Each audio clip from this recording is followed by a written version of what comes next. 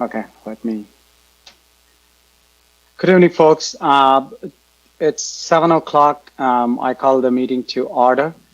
Um, let's go with the Pledge of Allegiance first, please. Raise up. I pledge allegiance to the flag of the United States of America and to the republic for which it stands, one nation, under God, indivisible, liberty Thank and you. justice for all. Yeah, no, sorry. My thing got cut off. I'm extremely sorry. So roll call. Hello, Whitney. Would you mind, please? Chair Kumarapan, Here. Vice Chair Stanek, Here, Commissioner Tombe,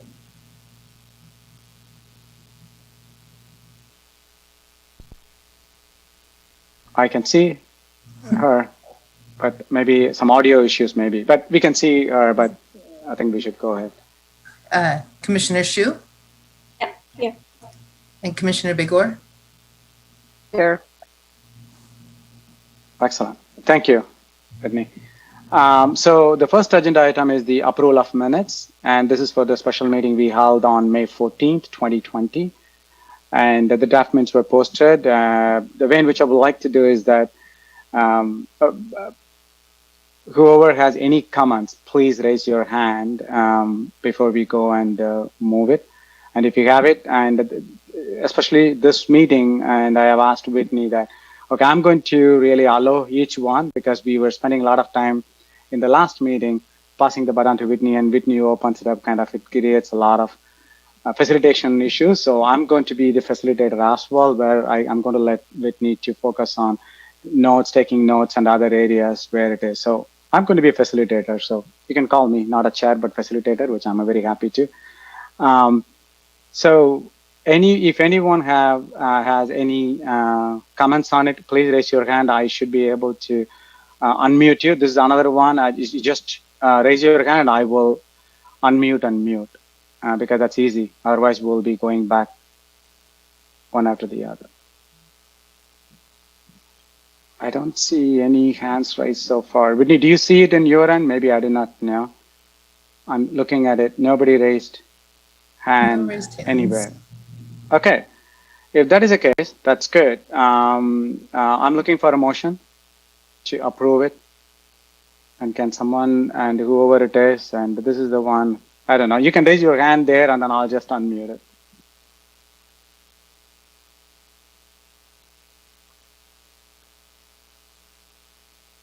I'd like to make a motion to approve the minutes from our meeting of special meeting of May 14th. I see. Yeah. Can you hear me now? Yeah, I think Mina, sorry, Nisha, like oh, sorry. I would like to second it. Okay, motion passed. And sorry, Nisha, maybe it looks like we got an audio issue. Is it okay now? You can hear us and I think we hear you. Awesome, that's great. This is what extreme things. The audio worked beautifully for Commissioner Baho, but I had a problem in the middle of it. My Bluetooth disconnected. These are all the challenges we still face it. When I was trying to do some swap in Zoom, it disconnected my Bluetooth. And it looks like you had an issue. Hey, it's okay. We will have more, but we'll give a feedback to the Zoom company. That's good. So with that, we'll still need to vote on the minutes. Oh, sorry. Okay, I know. You know what? I missed it completely. I said everything approved. Let's go for it. Oh, thank you. Maybe for the voting, thank you for reminding it. I'm really tired. Today is a really long day. So hello, Whitney, if you could really call it out, that's great. Thanks for checking on my skills here. Appreciate it. No problem. So for the vote, Chair Kumarapan? I don't know, but I'm already on, yeah, of course, yes. Yes, please. Vice Chair Stanek? Yes. Commissioner Tombe? Yes. Commissioner Shu? Yes. Commissioner Bigor?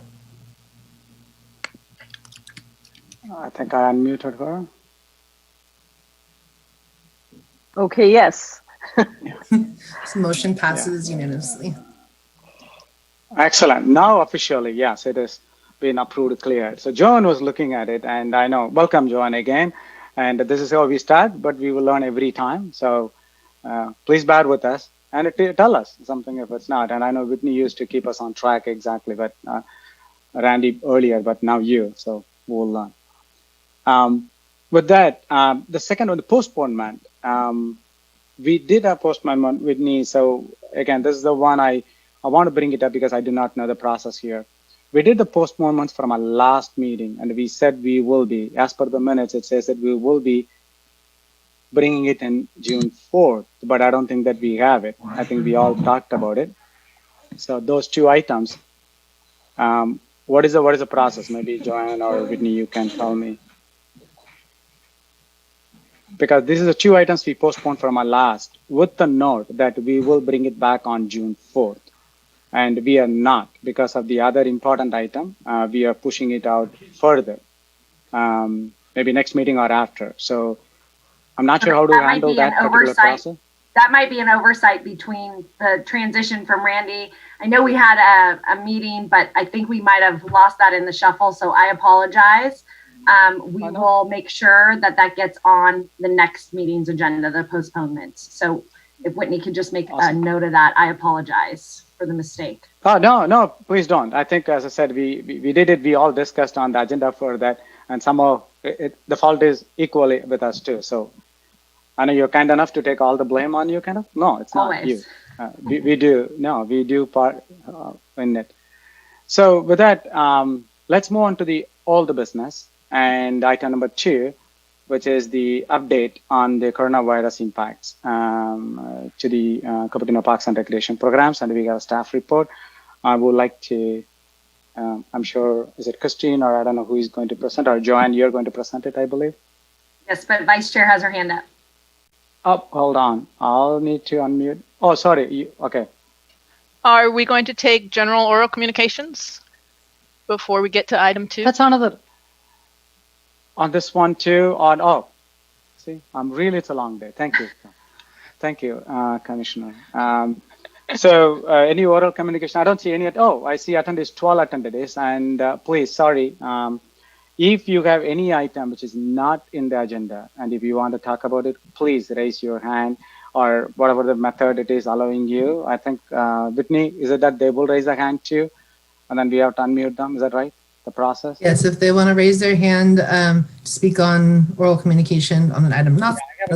I see 12 attendees and 1 phone call and listener. I'm not sure how that phone call and listener will be raising. I do not know, but let's see. That would be star 9 if the phone call listener would like to raise their hand. That's a star 9, correct? Mm-hmm. Yeah, if the way in which they speak up or raise is star 9. But others, if you want to talk about anything, any items other than what's listed in the agenda, please raise your hand so that we can let you in.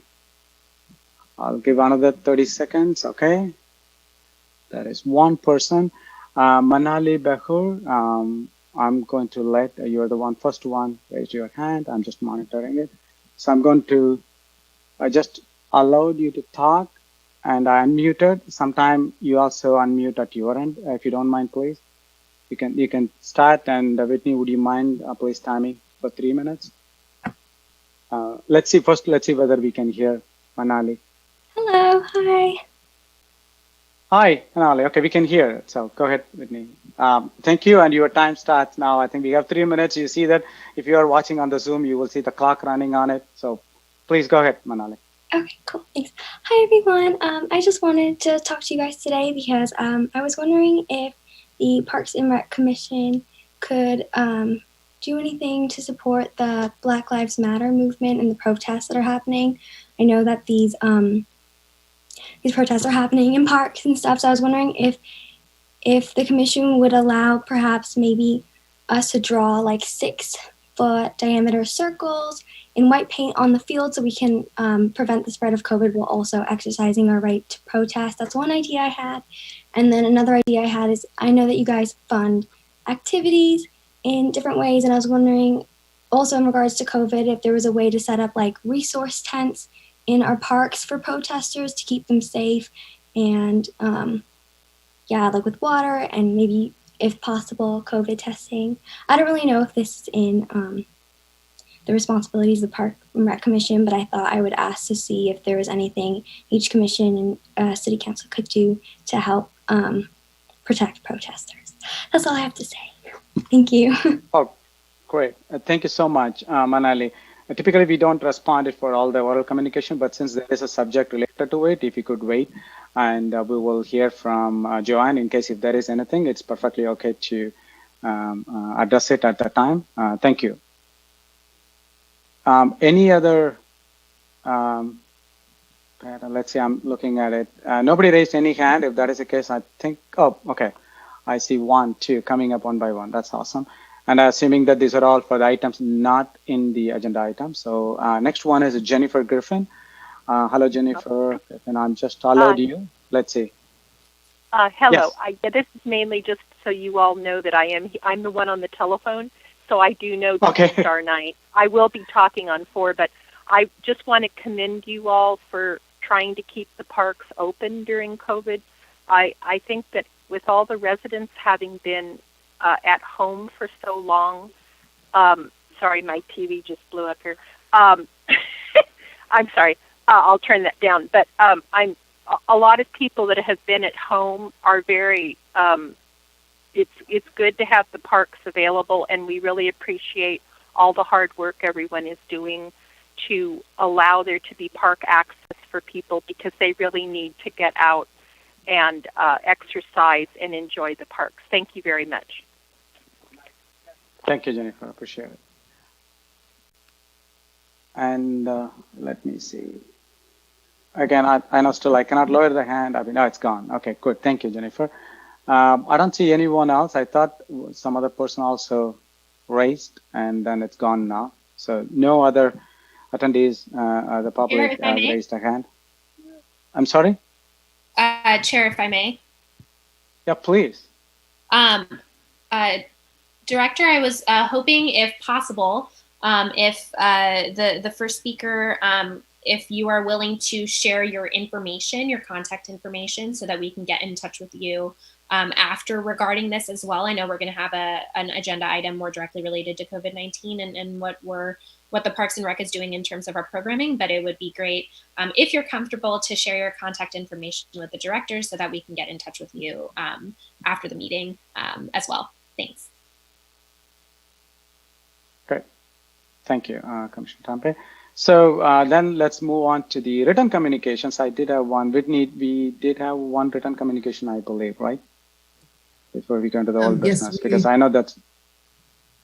We did have one written communication, and that will be included in the published items post-meeting. So we don't have to read it through, right, on this one.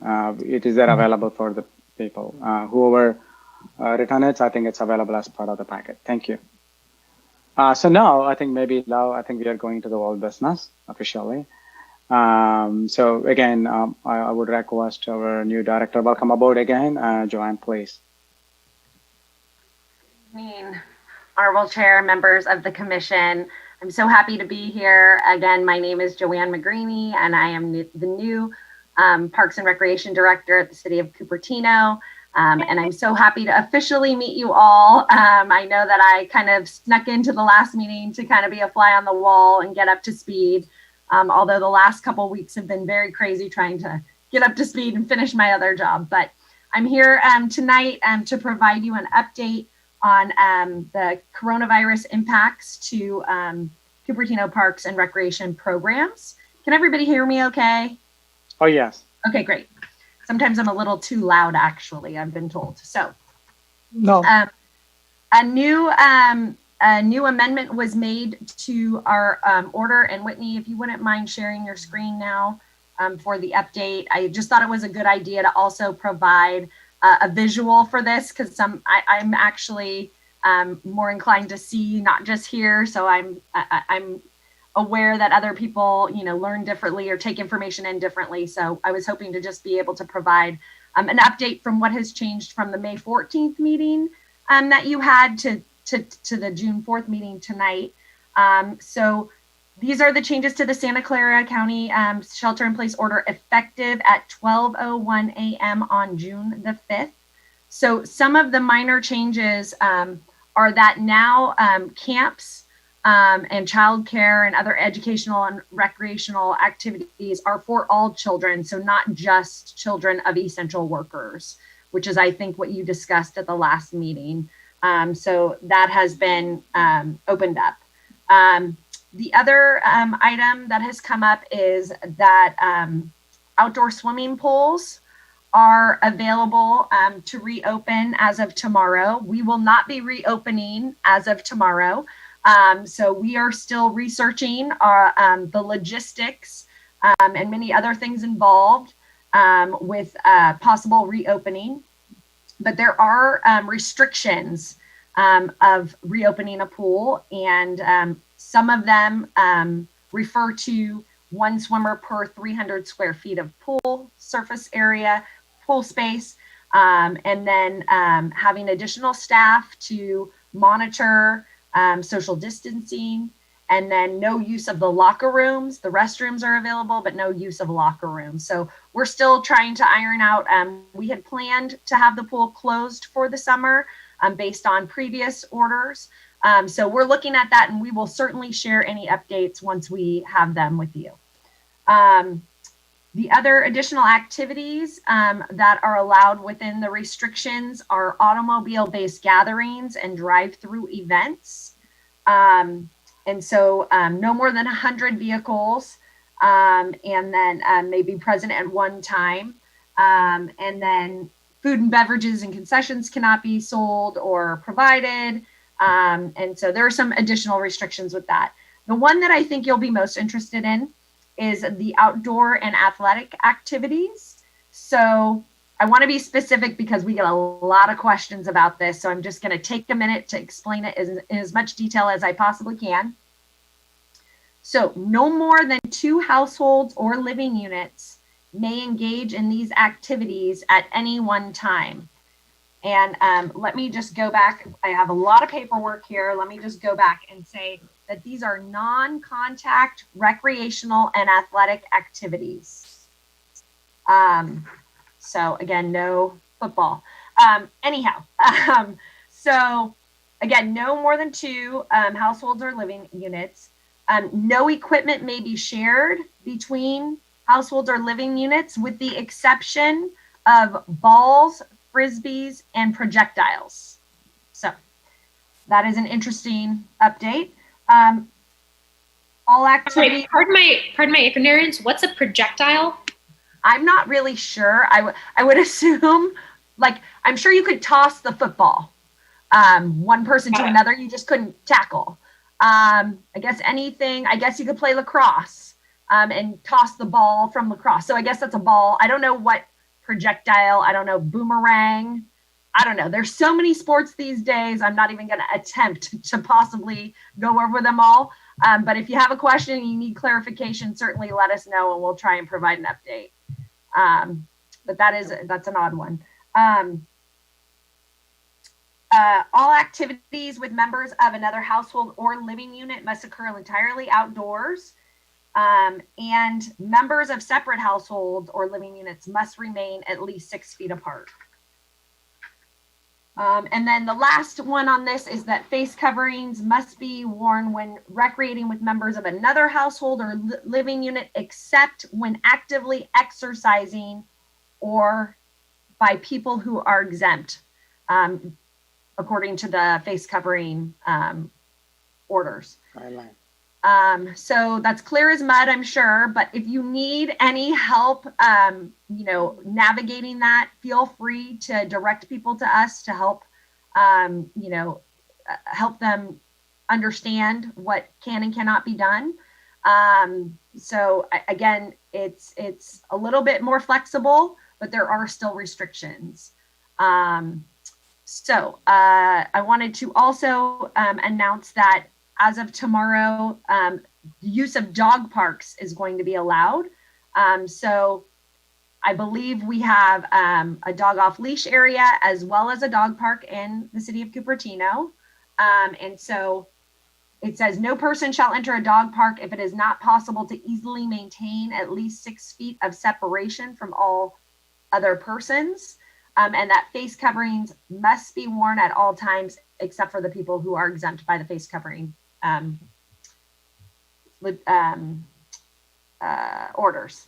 So that being said, we have communicated with the dog off leash area group, and we have alerted them to that so that they can communicate that information out. We have posted signs about the dog park and dog off leash area opening tomorrow at the actual park. And then we will be releasing information on social media about that as well.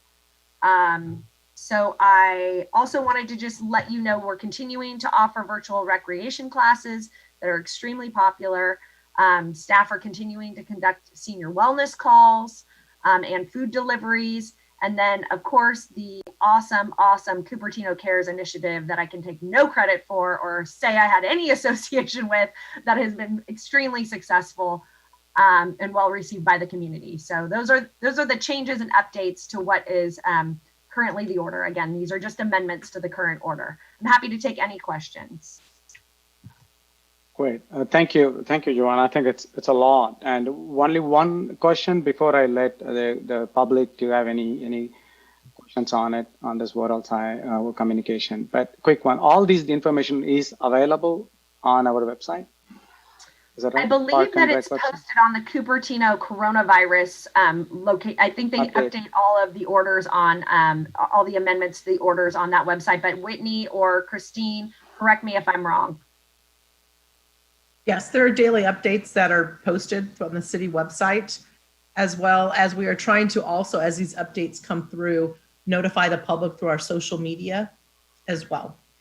In addition, there are signs out at many of our facilities. For example, tomorrow in the DOLA area, we hope by tomorrow, there will be some updated signage that will assist the public in understanding what the guidelines are. Great, thank you. The reason I just asked the question is in case the public wanted to know. I think Lotman, even I tried to take a note on it, we couldn't. A lot completely nuances to everything. So I just wanted to make sure that it is available so public can refer to it on that. And then if they have any questions still, they can reach out to you directly as well. Just wanted to go for any questions from the public. In case if you want to have any questions or wanted to have it even right now, you can raise hand, I believe, right? Joanne, we can allow them to have a question even right now. Absolutely. I still have 13 people. And okay, so there is a first person, Makesh and Reena.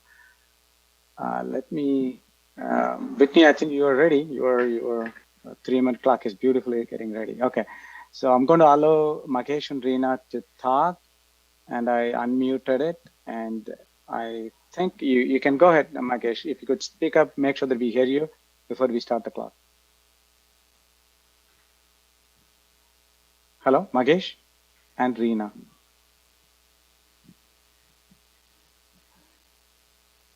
You are unmuted from our end.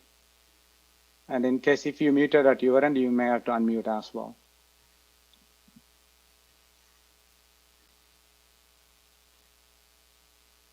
Now I hear some noise coming out. I thought it is coming from you, Makesh and Reena. If not, hello, can you hear me? We may. Hello? Oh, now yes. Yes, sorry, I was on a mic. Thank you, Gopal. And sure. Go ahead, please. Sorry for that. First of all, thank you so much. I hope you guys are holding up well during the COVID. It's in a tough times. And welcome, Joanne. I really appreciate you giving a good update and welcome aboard. We are going to work with you a lot. This is Mahesh Prakala and Reena. We are from the Cupertino Bhubaneswar sister city. And actually, I had a question for you, Joanne, about the virtual recreation that you are talking about. So what are you doing in the virtual recreation? So, okay.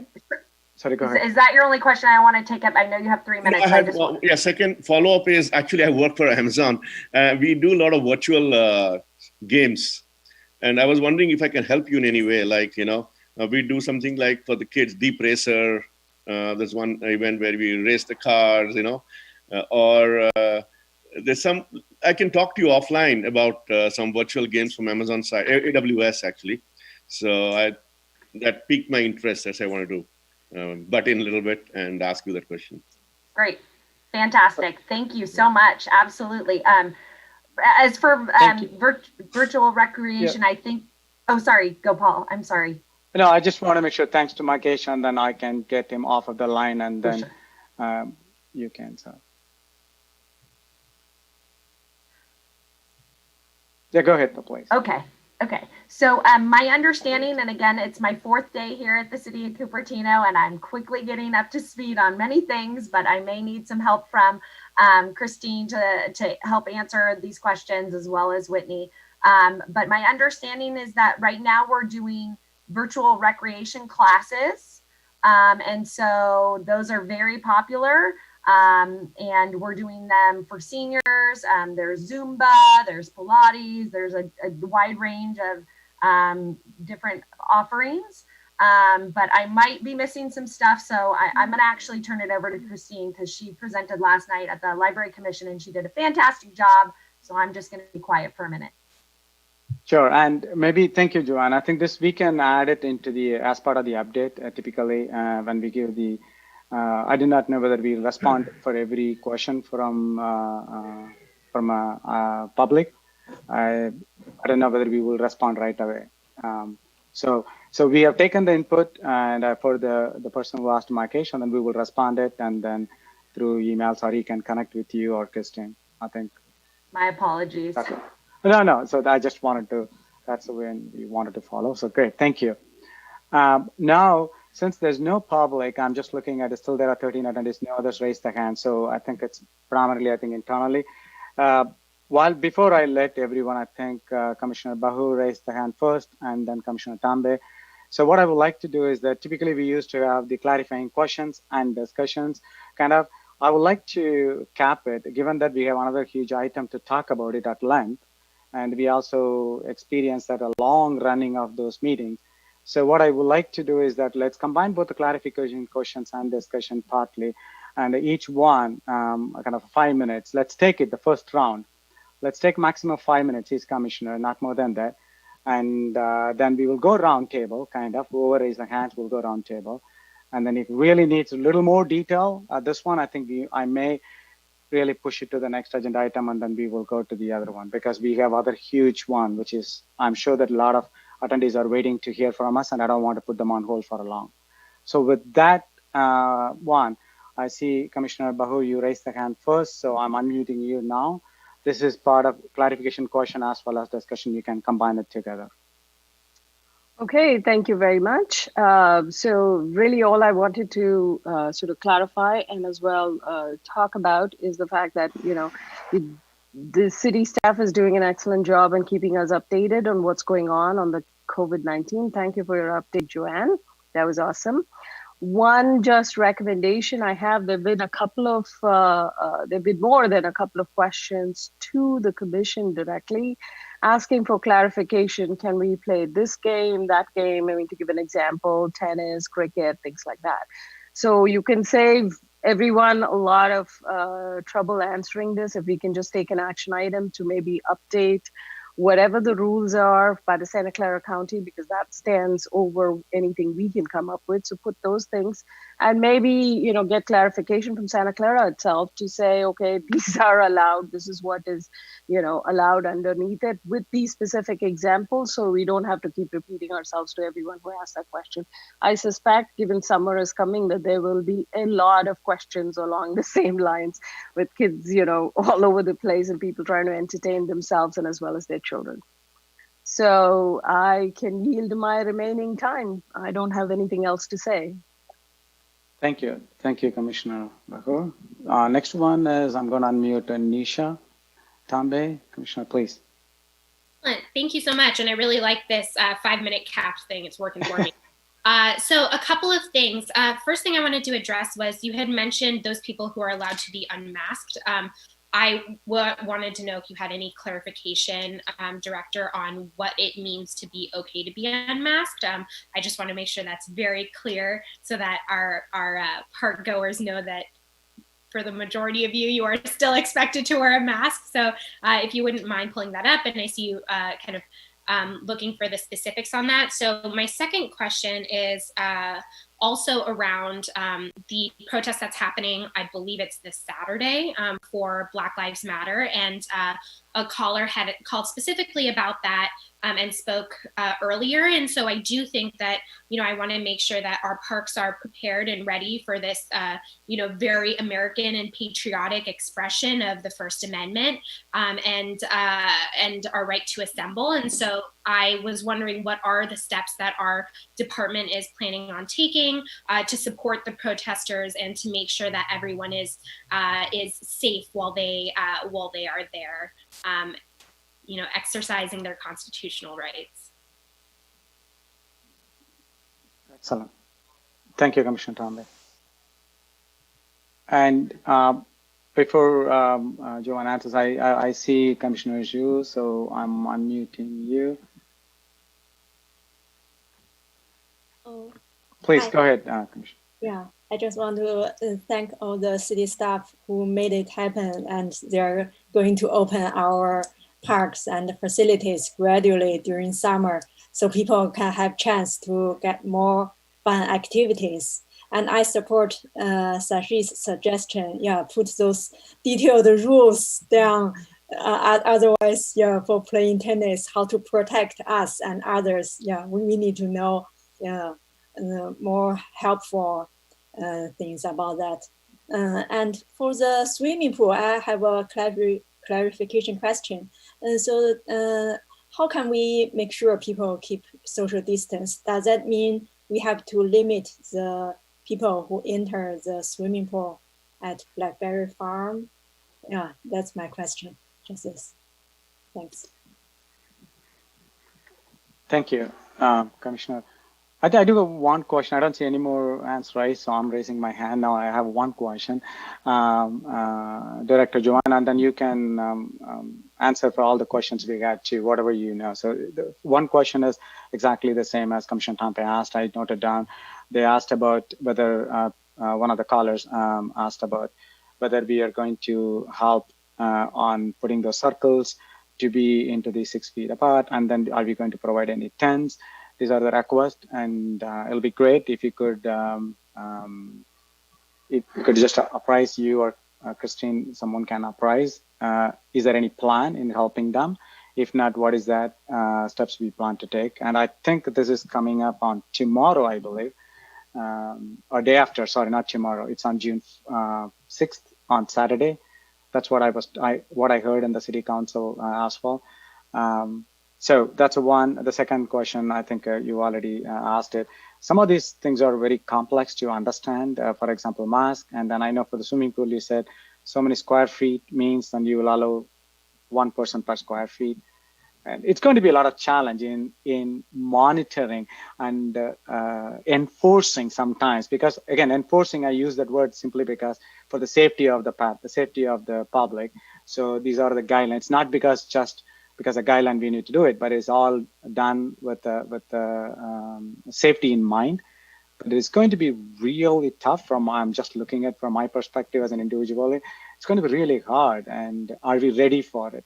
And how do you really do it? Is staffed up and they are briefed, they are good to go, that they should be having it by hearted, right? All these rules and stuff, which even we are struggling to even understand.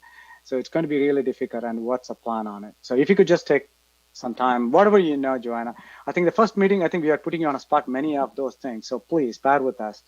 But I just wanted to say that. I signed up for it. Okay, so let me start about the putting out the rules. It's very difficult to list all the different types of sports and things that people can do, but I think it is important, and we discussed this as a staff today, about posting what the order exactly says so people can refer to it at the places where they're trying to do these activities. So at sports fields, at tennis courts. And so we're working on that. And we are trying to put something together to be able to post those, because trying to put a list together of, can you play jump rope, or, you know, I mean, there's so many things. Can I use a hacky sack? You know, there are so many sports. It would be hard to generate a list. So I think that putting out these new restrictions, or the lessened restrictions would be helpful for people to just see and be able to interpret and have a conversation about if they're at the actual field. Because I know that people get into arguments potentially about what is allowed and what isn't allowed. So having that posted would be helpful. So we're working on that. But that's great feedback. The face coverings, I'm working on that because it's not in my current paperwork, but I have staff working behind the scenes to get that by the time I'm done talking, I hope. Have it ready whenever you are. Oh, Whitney is ready. She is very quick. Luckily, City of Cupertino has it on their webpage. So who is exempt from the face masks? It is listed on our COVID-19 page. Is this is this the county-based guide? I'm assuming. I would assume that the city is not posting anything that they have not gotten through the county. Everything that would be posted here is part of the county health order. That's my understanding, but I can always check and see and get back to you. But I would assume at my previous city that I worked at, that's where we took the information and posted it on our own website. I should also add that the city manager and the city council, though, did issue direction within city limits that individuals are required to wear masks. And that, I believe, went out. I don't know if it's on our city website, Whitney, or not, but I believe that went out a week or two ago. The exception, again, is for any individual that's taking part in physical activity. They are not required to wear a mask. But in addition, I think items that are listed, there was an order that was issued, and I believe it should appear on our city website. Okay, I think I know I have another hand raised here, Commissioner Bagur. Before I let Commissioner to come on, and I see Commissioner Stanek as well. This particular update, I think, has changed, Joanne. This is applicable in a common and like normal days, but I think in the when we open up a physical activity, we have seen other places where what I learned is that some areas you should not even wear the mask when you work out, and because it will create into the suffocation and other areas because what it is called out, we will get that person into that condition. So I wanted to make sure that if we get much more clarity, since there is some relaxation coming on the park and rec activities and physical activities, how this particular rule get modified or amended for those activities will be really great. Just a request, and if we could have some more update on that for public, it'll be useful. Yeah, the fifth item under description and conditions is about face coverings, and it says, except when actively exercising. So if you're actively exercising, you are not required to wear a face covering, or anyone that falls under the face covering exemption, pursuant to the health officer's critical guidance on face coverings. So I know it's all very complicated, and you literally need a binder to keep it all straight. To keep it all the time. But I think I think this would be helpful to potentially post at the areas people recreate so that they could refer to it. Sure, thank you. I think it's all done. Again, I just want to reiterate, all these things are done taking the safety of everyone into account. So yes, it's going to be complex, but thank you for you all jumping in to help and solve it. So I'm going to unmute Commissioner Buck. You should be there, Commissioner. Okay, yeah. So just as a, thank you, Chairman. So just as a follow-up, Director, what I was trying to say was not create extra work for you guys, But whatever you're going to put on the fields, can you make sure that goes onto our website too? Because a lot of people do check the website because before they step out to go, and then the questions will start coming in. So here's like, let's get more people used to the idea that they refer to the website before they, so it's just helpful suggestion. I think it should work, but whatever works for you guys. Yeah, 1,000%. Thank you. Thank you. So now, Commissioner Stanek, you are unmuted, and I Thank you. So I guess with respect to the Cupertino specific ordinance, I guess I had heard that for being inside public places like grocery stores, but I had not heard that a mask was needed if you're walking on the street or in other places. So I just wanted to get some clarification of that. So if someone's in a park, they're sitting on a blanket, socially distanced, is a face covering required? So let us get some more information about that, and we'll send it out or get it by the end of the meeting so that we can refer to it, because trying to go off the cuff is not wise. Okay. But we'll get what's in writing and provide it to you for sure. Thank you. Yeah, absolutely. Yeah. Thank you. And just because I came from a different county, it's a little confusing. So I don't want to cross hairs either and tell you what San Mateo County was doing when I'm in Santa Clara County now. Yeah, so thank you, Director Joanne. I think, I know you want to get the answers right away, and I know Whitney is like too smart, and I'm just looking at, if people are working so collaboratively, I'm just learning. At the same time, I don't want to put you all in that pressure, undue pressure of you need answer kind of, but these are inputs. If you, Christine and the staff, take this input, and if you could update it with the website, and that's all I think our request is, so you don't have to. Yeah, through the chair, if I could just make one clarification. We are not opening facilities, and we are not opening, parks are open, but playgrounds are not open yet. So I just wanted to be clear about that. So this amendment does not say that our facilities are open, even though we are doing camp in the coming month, we are not opening our facilities. So the people that register for the camp will be housed in our facilities, but we are not opening our facilities to the public at this time. So I'm sure that it might change tomorrow at noon, but at this time, we are not opening facilities. So I just want to make that clear, and we can move on. Thank you. Excellent. Thank you. No, this is good. Oh, okay. I see one more hand raise again. Let me, sorry, I unmute Commissioner Tambe. I tried, hold on. I tried unmute. Give me 1 second. It's getting muted again. Yeah. Go ahead. Sorry, I was just wondering if we could have the update on what we're doing from a Black Lives Matter perspective. Yes, and absolutely. I really do, in most of the parks that I've seen outside of Cupertino, they are doing the 6 feet apart circles, not just for Black Lives Matter. That was actually happening before the protest as a way to encourage residents to be socially distanced when they're out in the park and stay within their households. But just was curious what we're doing, because I think that is a great idea. And then I also think that making sure we have resources available. I think also what I've seen is large boards that have a QR code that somebody can just scan and then get information. I know that like PAMF is doing community testing. You don't necessarily need you just need insurance. You don't necessarily need a doctor's visit. A lot of that stuff is nearly impossible to do on site without resources. But I think it would be great if we could aggregate that information for the folks who are coming out on Saturday as well. Sure. So let me just speak to the fact that an email, the communication that I have received is that the sheriff's office is aware of the planned assembly and remains committed to ensuring the safety of residents, businesses, and protesters.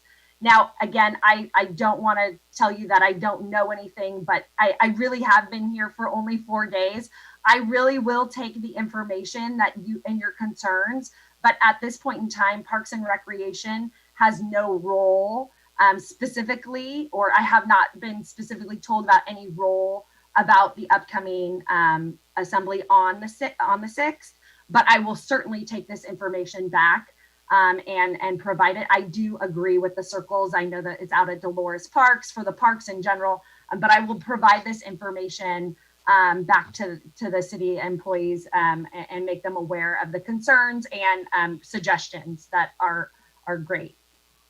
Great. Who do you think that we might be able to follow up with after this meeting to kind of see that specific initiative through the field, the people managing the fields, who's the go-to specifically for that, just because the turnaround time is now going to be less than 48 hours. So I just want to make sure. And then the second thing I want to just comment on is I have a pretty big issue with the order that statement was made. I know it's not yours. I know you got the line in terms of the sheriff's office. So this is not to you, but this is to whomever did write that. It is residents, protesters, businesses, not residents, businesses, protesters. Just to be clear, the order, it's always human beings first. So that's my my one-liner on that. But yeah, if you could just let us know who we can talk to, follow up with, since we have like essentially less than 48 hours to get that done, that would be great. Or even if it's just putting like the little soccer flags that we use at like soccer camp or something, just putting that across the field so people know to gather towards those. I think that might be helpful too. Just anything that we could do to delineate space would be great. Okay. Excellent. Thank you, Commissioner Tambe.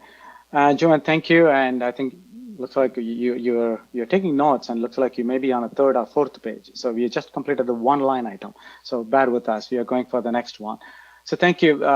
No further questions or discussions on it. So I would like to go to the item number 3, which is evaluate FY 2020-21 community funding grant applications and provide recommendation to council. I think Tony is online, I believe. I suspect Tony is going to present it. Tony, is it right? Are you on? I think you are. Exactly. Unmuted. I'm standing in today. Who is going to do it? For her. So, Zach? Sorry. Oh, Zach is going to? I'm sorry. And Tony Okay. are both here to represent. There as well. Yeah. The two of them together. Yeah, I just saw Tony. She is the one puts us on exactly. So I thought. But I couldn't unmute Tony and Zach. I don't know why. How do I? Thank you. Okay, both are fantastic. Sorry, I tried to do it. I couldn't. So thank you, Josh and Tony. One thing before you start on it, I think the process you will be outlining, I believe, what we are going to talk about and how these things and how we are going to prioritize and what is the outcome you need from the commissioners based on the earlier evaluation we all did, I think. So it will be good if you could start with that guidance on what is expected after the report. It'll be great. Please. Okay, good evening, Chair and Commissioners. Tony Wassey Anderson here. Actually, there is no presentation for this evening, and what the main goal is tonight is to have you review the rankings that you all have already submitted over to Whitney. So you have already turned those in. The rankings are available, and this evening you're just going to go ahead and discuss the rankings and find out what your recommendation is to council. So tonight we would like to find out your dollar amount that you would be recommending to council for adoption at the budget adoption meeting in June. I believe it's June 16th. And again, there is no presentation. So at this time, you would just open discussion amongst yourselves to discuss and deliberate. Okay, so before we get on to it, I do have a question. So we have given independently, all the commissioners have given input to it. And I think Whitney, you have consolidated all the inputs. So now you are going to show or present at least that part of it, right? Because we don't know what the priorities ended up having as a combined. Is that, because I do remember last time, I know I'm just here 2 years, but last year, that's what I think it was presented based on all the inputs. This is the final scores based on the scoring evaluation system. These are the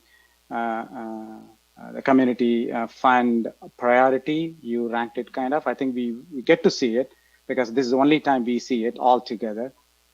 And then we will make sure that we wanted to make the attendees who are all there, I can see it, many of them are definitely going to talk about it, their organization, why they need it.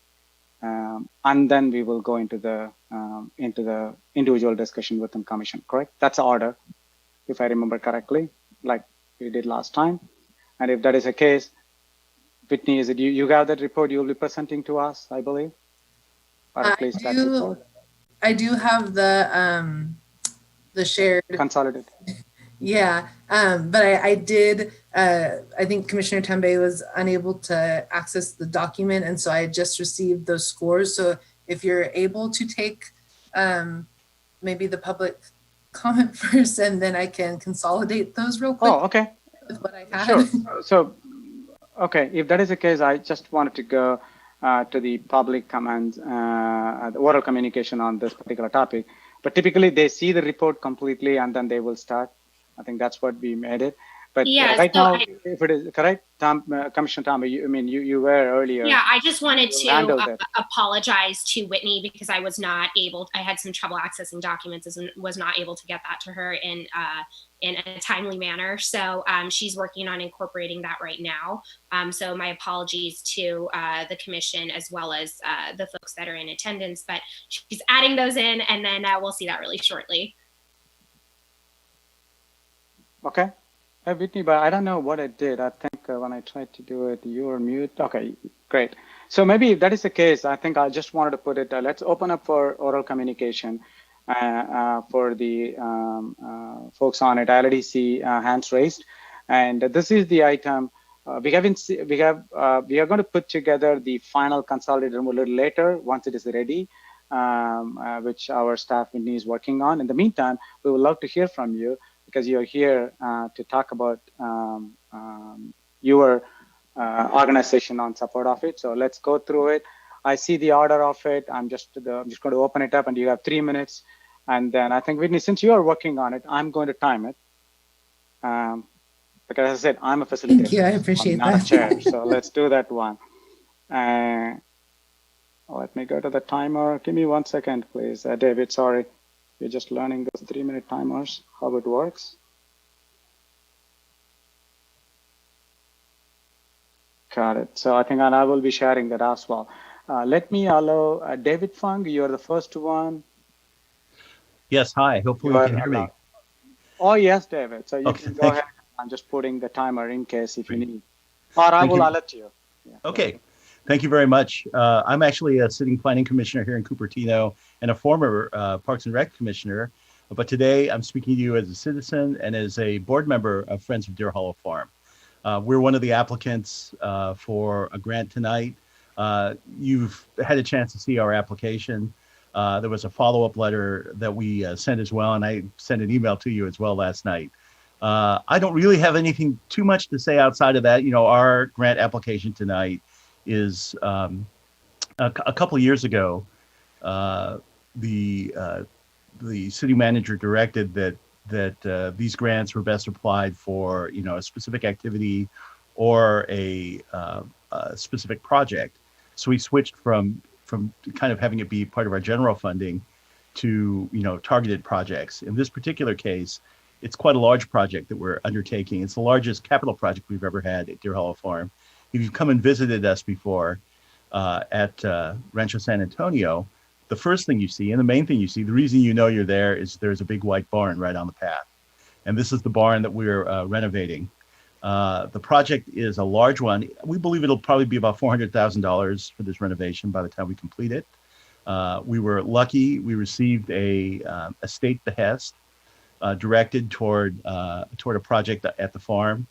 That was on the order of about $125,000. So that actually provides a good chunk of the funding, and the rest of it we're doing through, you know, our regular fundraising. That's actually, you know, it is the signature for our location. In this last year, part of the money we received a grant from Cupertino last year, and part of that money went to the research and development of the plans, which you got a page of those in the letter from me.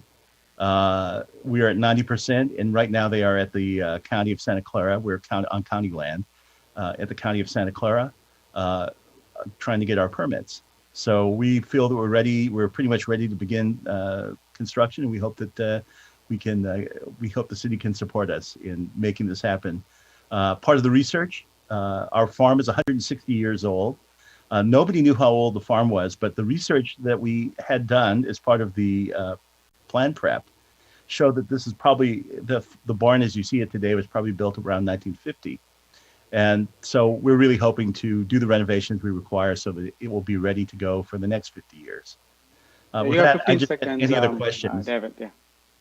If there are any other questions, I'm happy to answer them. Great. Thank you. Appreciate it. Yes. I think you. Thank you very much. Back on. Yeah. And thanks for your fast support. Sure. And next one is I see Oren Mahani, and I think Oren, I did unmute. Okay, can you hear me now? Oh yes, please okay. Go ahead. Perfect. I'm used to Zoom. I'm not used to this kind of Zoom. So first of all, from the time we submitted our application, and we submit pretty much the same application every year, the world is dramatically different. You guys spent a lot of time talking about that. In particular, what we're looking for was support for the Fall Festival, for some specific aspects of it.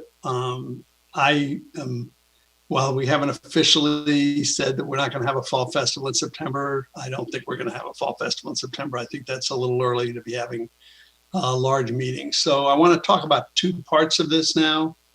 One is, I think we can do some things, some smaller things that were part of the thing we did before, a bike rodeo or some things like that, that would meet some of the aspects of it. But I think more importantly is the money that we do raise through the Fall Festival goes directly into our community service projects.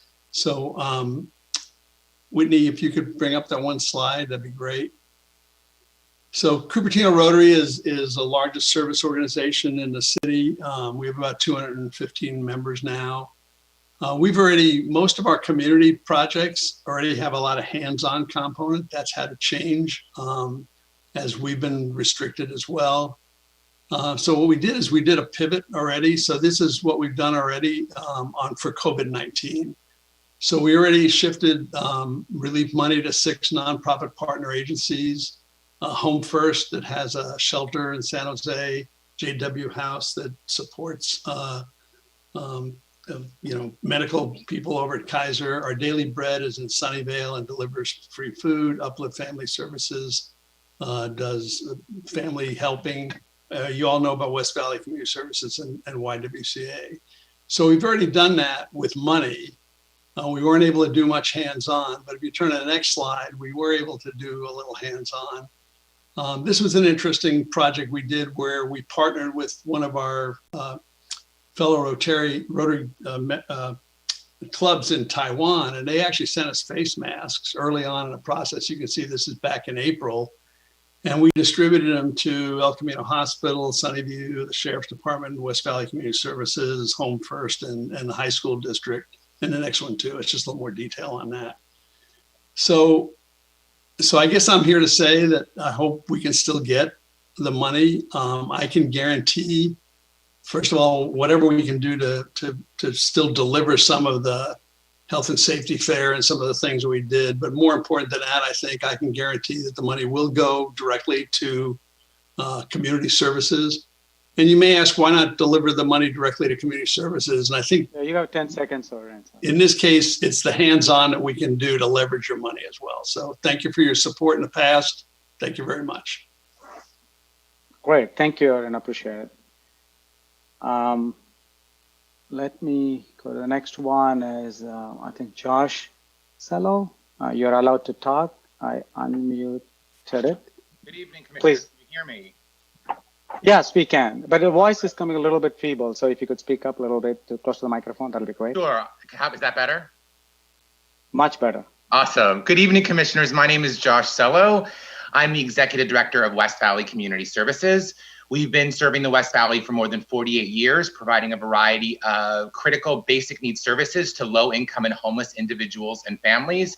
including a food pantry and housing assistance and information and referrals, in addition to emergency rental assistance. You've seen our application, and our request is for funding to help us with a building expansion, which we already have approval from the Planning Commission.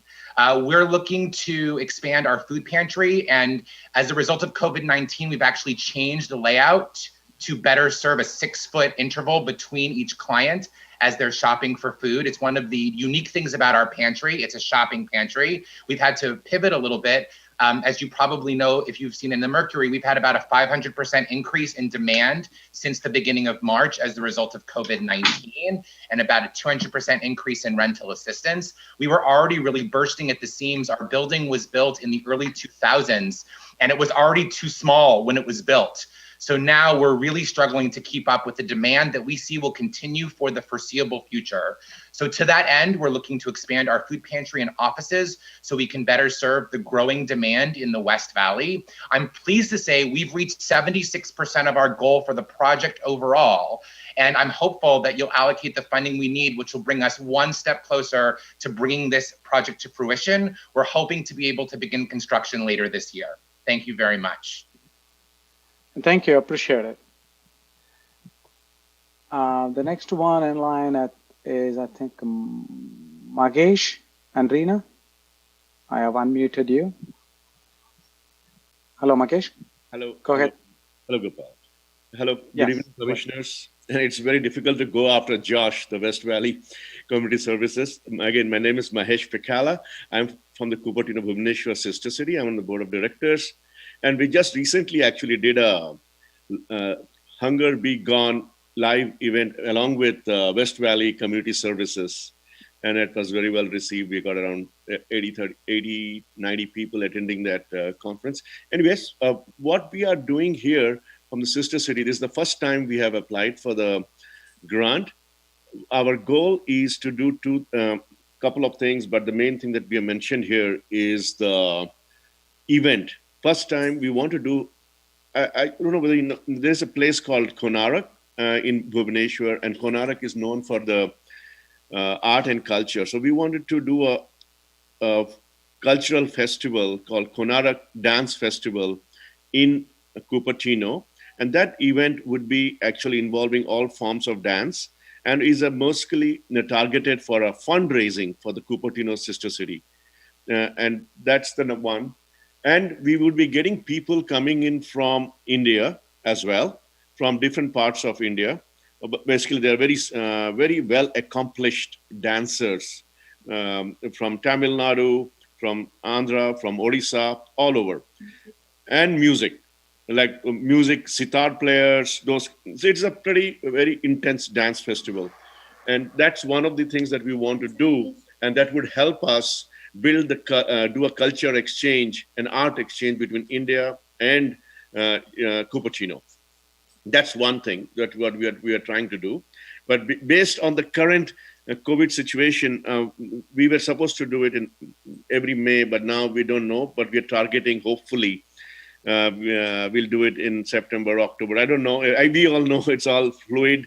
We are hoping, we'll just praying to God, everything works out fine. But that's one of the goals that we had done. And the second thing that we do is student exchange.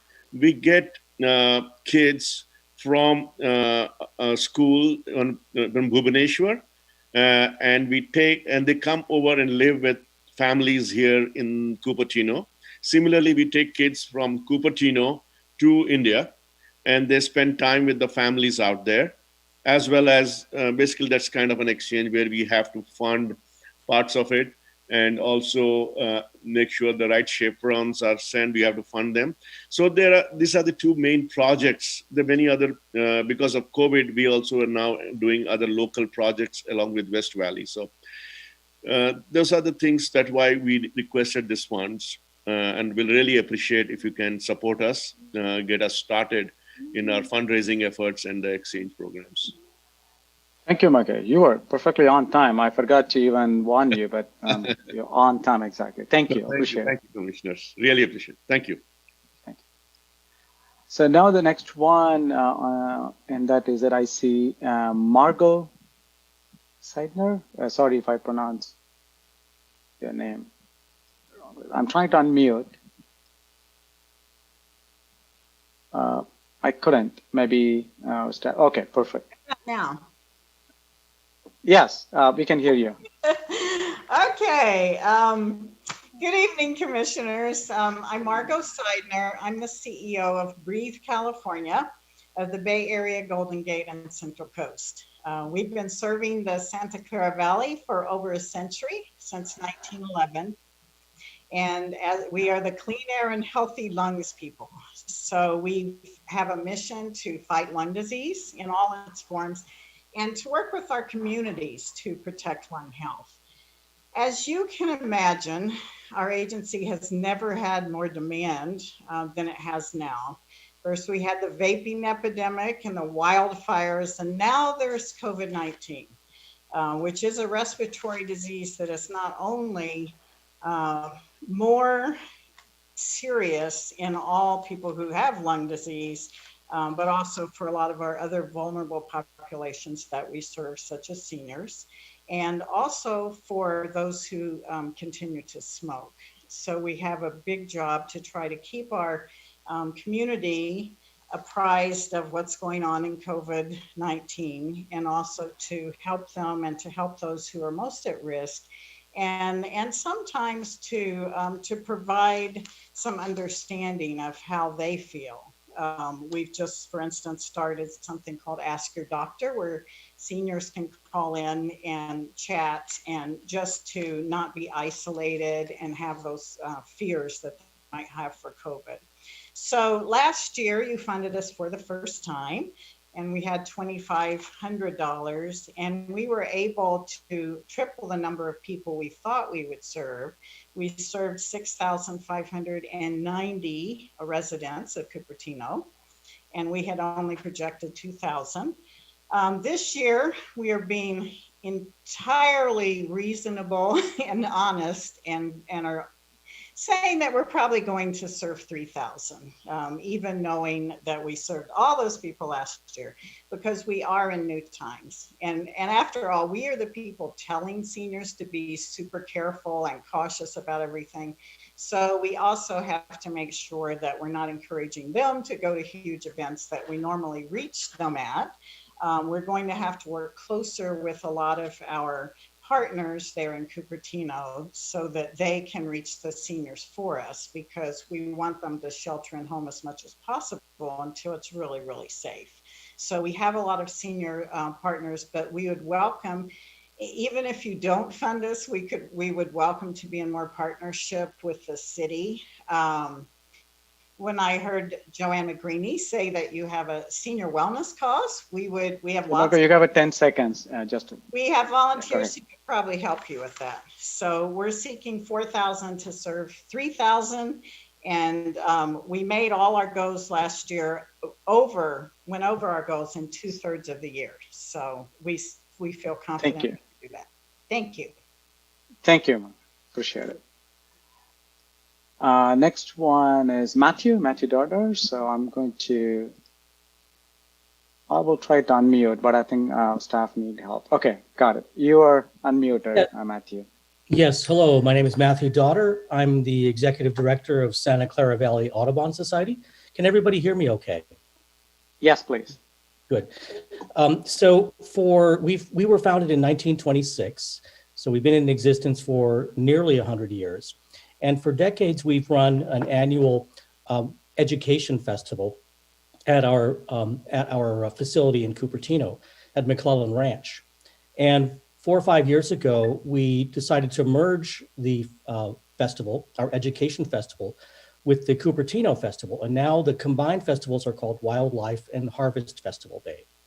So it is an event which attracts about 1,000 people. Generally, the majority are children from local schools. And what they experience is wildlife exhibitors, arts and crafts activities. And this is all for education about birds and wildlife in the area. There is an art and logo contest, which children submit artwork for. That artwork is then converted into t-shirts and posters. And It has been enormously popular and very, very well attended. As you know, the Cupertino Festival portion of the festival is also very popular. Now, we submitted a document which outlines the adjustments we were going to make to this extremely popular festival. And our exhibitors have been made aware of what the new rules will be and the precautions we're going to take. The event is happening on October 24th, and it was actually moved so that it wouldn't conflict with Diwali, which I believe occurs the week before. So we have a huge number of children from the local communities, and we're prepared in any way we can to make it a safe and exciting and engaging environment. That will include social distancing, masks, and face washing stations. We will monitor and avoid the overcrowding at the enormously popular Wildcat exhibit by placing the chairs 6 feet apart. And we're hoping that the precautions we're taking will allow this event to take place. Of course, we don't know yet whether Cupertino itself will be holding its festival. So we are sort of especially interested in what your plans are for that day and for that a very popular festival. So with that, I think I'll sign off, except to say thank you so much for letting me speak and for making yourselves available to hear our story. Audubon is an important part of Cupertino and Santa Clara County, and this has been our signature event of the year for decades. So with that, thank you so much, and we'll see you later. Thank you, Matthew. I appreciate it. And the next one is Jean Bourne. Let me. Oh, sorry, I need some help again. I couldn't. Jean, it's Jeannie. Oh, Jeannie, I'm sorry. Okay. That's okay. Just don't call me late for dinner. Oh, I'll think about it. No, thank you. I need you. much more than dinner. I'm going to ask for more. Sorry, please go ahead. Thank you, commissioners, for this opportunity this evening. My name is Jeannie Wen. I am the past chair for the Chinese American Coalition for Compassionate Care. Our project is not as sexy as the other nonprofits that have spoken thus far. We tackle the hard questions that nobody wants to talk about: advanced care planning and end-of-life care. The question I pose to the commissioners is the question that we pose to the Chinese American community, is that if you are unable to speak for yourself and a medical emergency had happened, would your family know what you would want for your care? And so this is not an easy topic to open up with the Chinese community to begin with, but we've been very successful with our programs. And we would love to bring it into the Cupertino community and the Chinese American community. We provide heart-to-heart cards to help start the conversation. We conduct heart-to-heart cafes in a safe environment where strangers are engaging in dialogue on about what their wishes are with end-of-life care, to help them formulate what their thoughts are about end of life and what they would want. And then in turn, hopefully, they will put together an advanced care planning program. And that's pretty much in a nutshell. If you have any questions, I'd love to address them. Thank you, Jenny. Appreciate your update, and thanks for giving us back 1 minute. Really appreciate it. Okay, so I don't see anyone raising hand from the public, so let me move on to the panelists. So Whitney, I hope before we start opening up for commissioner rounds, and I see already two of the commissioners raised a hand, and please, if you, I'm sure that each one will get some specific time. I'm trying to follow the same guidelines we had for the first one, so that we can, because this is a very passionate topic. I just want to make sure everybody wants to help and make sure that the right communities are, funds are reaching out to the organizations. At this point, everybody had their own way of evaluating and going through it. So it's a very passionate topic. I expect that it trying to see it where it can be done by 9 o'clock so that we have other 30 minutes to run the other. That's my goal. And let's see whether how effective I am on this. With that, Whitney, if you could present the final consolidated ranking so that we can just see and the public can also see where it is. Are you able to see that? Yes, I hope public can also see it. Let's see. I can see it, but where is the final combined total? Down here is the total requested. No, I think the ranking wise from the order. Do we know? We have a few different versions. So here are their total combined scores. These are their combined averages. And then we ranked one from 1 to 10 since there were 10 applicants. And then this is their combined rankings from 1 to 10. And this is the place. I see. Okay, got it.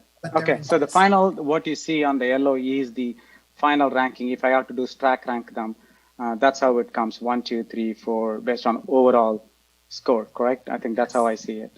Fantastic. Thank you. So the two things, I know this, some of the guidelines were earlier given. I wanted to make sure that each one will go, again, hopefully that will work out. Each commissioner will go on and talking about, the only thing is I don't want to have a clarifying questions in this round because each one have taken their input. That's why individually what, and I don't think that we're going to challenge each other why they rated as such. So it's mainly a discussion in case if the commissioners have a point of view on how they evaluated and guidelines they used it kind of, if at all they want to share, then I would like that round to go first. Then we will come back for open discussion on what kind of rankings, is it the ranking, do you want to make changes or how to do it? That part I want to split it into two. So the first one, if it is okay, if it's clear, whoever raised the hand and you can speak up on specific things. So the first one I see Commissioner Behour. I'm trying to unmute. Yeah, Commissioner Behour, can you please? Yeah, so thank you, Whitney. This is a lot of work. It was a lot of work just for one of us to do even one, and for you to consolidate all of that to make sure you get it all right must be, a lot of work. Thank you for doing that, first of all. So I'm doing this for the first time. So I had to do it like 2-3 times before I came up with my final list. All of these were really, very good causes. It was so hard. I kept going back and forth, which one should do, which one we should not do. Or not that anything should not be done. It's like, how do I rank this? Any case, I came up with whatever I came up with. But I was also looking at the guidelines, and I don't know whether I can propose something now, Chairman, or should I just give you my comments? And then we will go to that one later. And the second round, okay. I want to hear that any input, any commissioner wanted to talk about it on any rationale they used it or anything, like you said, the guidelines used it. That's the reason I just wanted to get initial input. Then we can go on a discussion. So my thought process for this was I put a little spreadsheet together. It's not in any state, but I can share with it. But it was primarily, I went through all the applications, and it was pretty overwhelming to figure out what we needed to do. So my thought process was simply, given the unprecedented situation we are in right now, what impacts our residents the most? What is it in all of these things that, despite all the social distancing, despite all the shelter in place, what is it that our residents can benefit on? And all of these, again, I want to reiterate, are excellent programs. And if I had, if I was to decide, everything has got all the money and you can give everybody everything, I would have put them all as one. But obviously, that's not the situation. So my thought process was, does it apply under the conditions? And, can this be, how are we even going to have something like this? So for example, Breathe CAA, being a person with asthma myself, I can understand how much, figuring out what goes on in the air is so important. It had nothing to do with me. Basically, I looked at the application. I really felt that that would be helpful to people under the circumstances. Now, some of the other things that I ranked a little lower, I love those little kids that came up with the Elevate the Future. Excellent idea. Really brilliant. I don't have words for how well they've done it, but under the circumstance, given that we are under unprecedented situation where we really have to think about what the economy is going to be and how we're going to spend the money, I kind of ranked it low. So that's kind of my thought process, just to sort of explain. That's all I had to say about this for now. Thank you, Commissioner Barker. Again, this is just to get it. No, we're not going to ask any questions. It's all your take, what the rationale you used it. Thank you, appreciate it. And let me go to the next commissioner. Raise the hand. Yep, Commissioner Tambe. Yes, please. So I'll just dive in really quickly. So the way that I ranked it was actually inverse of what Commissioner Beggar had done. Was I tried to do it independent of COVID and then tried to overlay, which was a challenge. But the thing that I think I wanted to point out was that the total amount of money, I actually operated based off of the total amount of money. And the second criteria that I put a lot of emphasis on is whether or not that organization was looking for or could look for funding outside the city. So was it a city exclusive program or not a city exclusive program? And if so, were they looking at other people? Given that the total is only $116,000, and I say only because we live in Cupertino, but I do actually think this is one of those rare situations where we can actually support a number, if not all, the organizations, just at slightly different values. One of the things I did want to point out, or two things I did want to highlight, were the California CCCCC. That was pretty much the drop in points for that one was pretty much exclusively because I was looking at the percentage of program funds that we would be covering, and so that was just one of the reasons why that went lower. And then the second thing is the UFRAT Museum. I'm actually really supportive of, and as a person who went to De Anza myself, I think that place has a particular importance to the community, both the museum side as well as the VPAC, which is the Visual and Performing Arts Center, which is physically connected to and a part of the UFRAT Museum. The thing that I would like to push for that, and the reason it wasn't higher, was because I would like to see a more formal partnership between the city and the UFRAT that's beyond just funding for the museum, but seeing if we can expand that to our city arts programs, to see if we can get some of our artists in there as well on a more regular basis, as well as seeing if we can connect this with the VPAC, because I know that the De Anza student body funds the VPAC as well. So kind of balancing those two, I would like to see us engaging from a public-private partnership a little bit more, that specific element. So that's pretty much my my 2 cents. I know that the things that need to be fully funded, which is ironic because it doesn't necessarily come across in the point system, but West Valley Community Services is in particular need right now, and I think Breathe California as well. The thing with Breathe California, the only question I had for Margot, which hopefully I'll be able to ask later, is what are we doing for the underrepresented communities, the not Bay Area style underrepresented communities. So that means like Latino and Black residents, of which we don't necessarily have that many, but also throughout the Bay, what we're doing. But otherwise, I think those are two particularly important things that I want to make sure are covered as well. That's it. Thank you. I appreciate Commissioner Tambe for stating out your evaluation criteria. So now let's go to, I think, Commissioner Stanek. I unmuted you, Commissioner Stanek. Okay, great. Can you hear me? Yes. Please. Okay, and I just want to preface this by I've already got the blue screen of death twice during the meeting, so when you saw me disappear, that was why. So I hope I can get through this quickly. My approach to this was to look at what are there are some things here that are huge benefits and assets to our city, even if they are not part of the city, and that would include like Deer Hollow Farm and the UFRAP Museum, and both of those, I think, they are getting large amounts of money, and they're raising a lot of money from a lot of other sources, and our contribution is pretty minimal. But I think it's important for us to show our support for those things.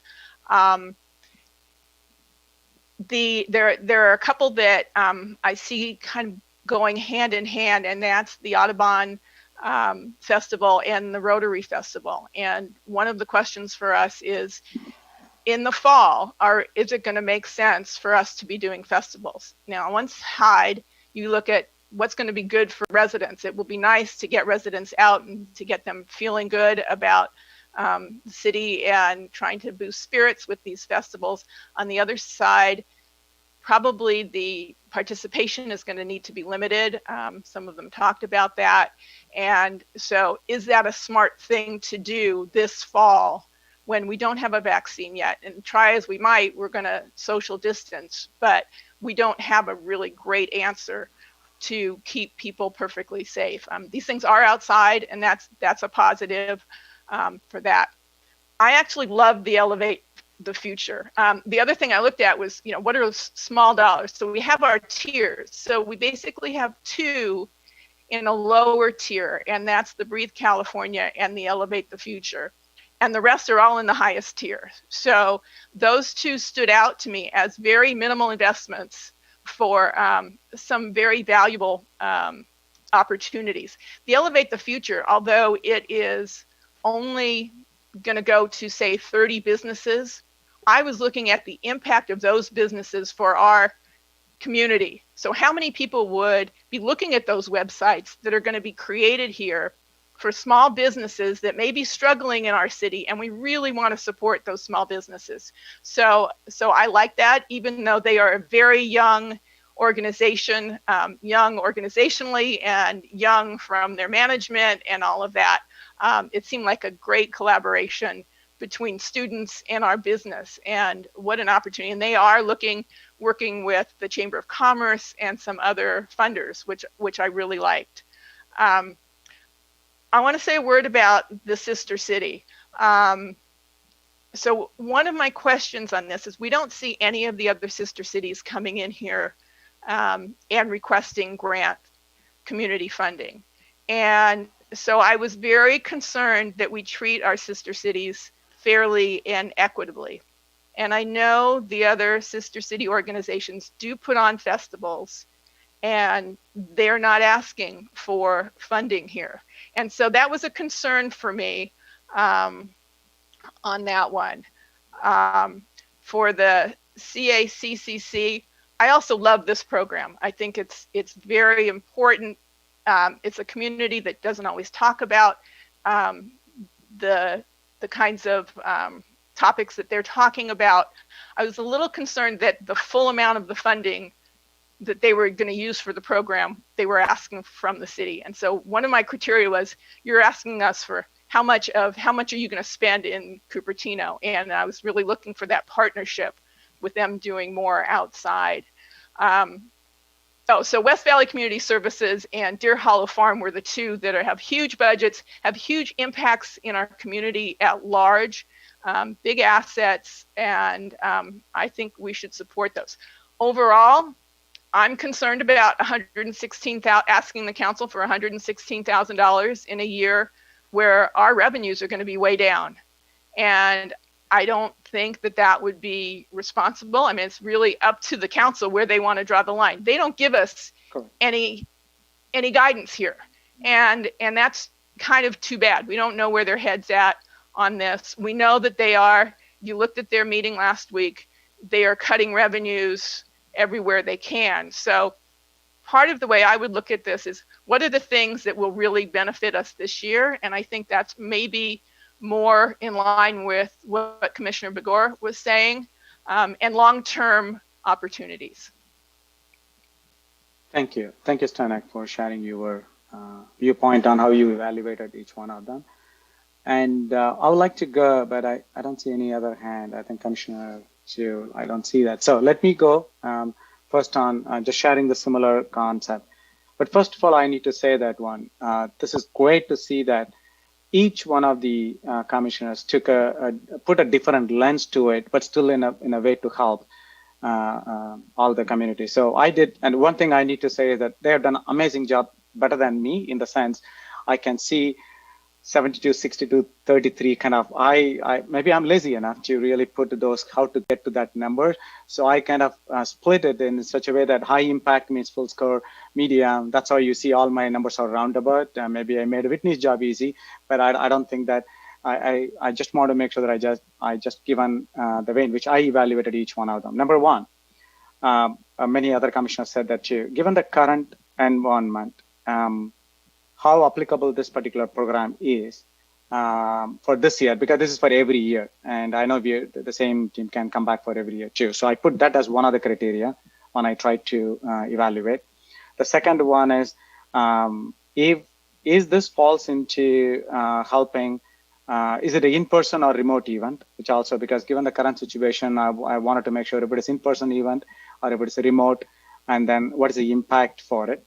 Because we have seen a lot of those in-person events are amazing, but unfortunately this year is going to be very difficult to enforce it.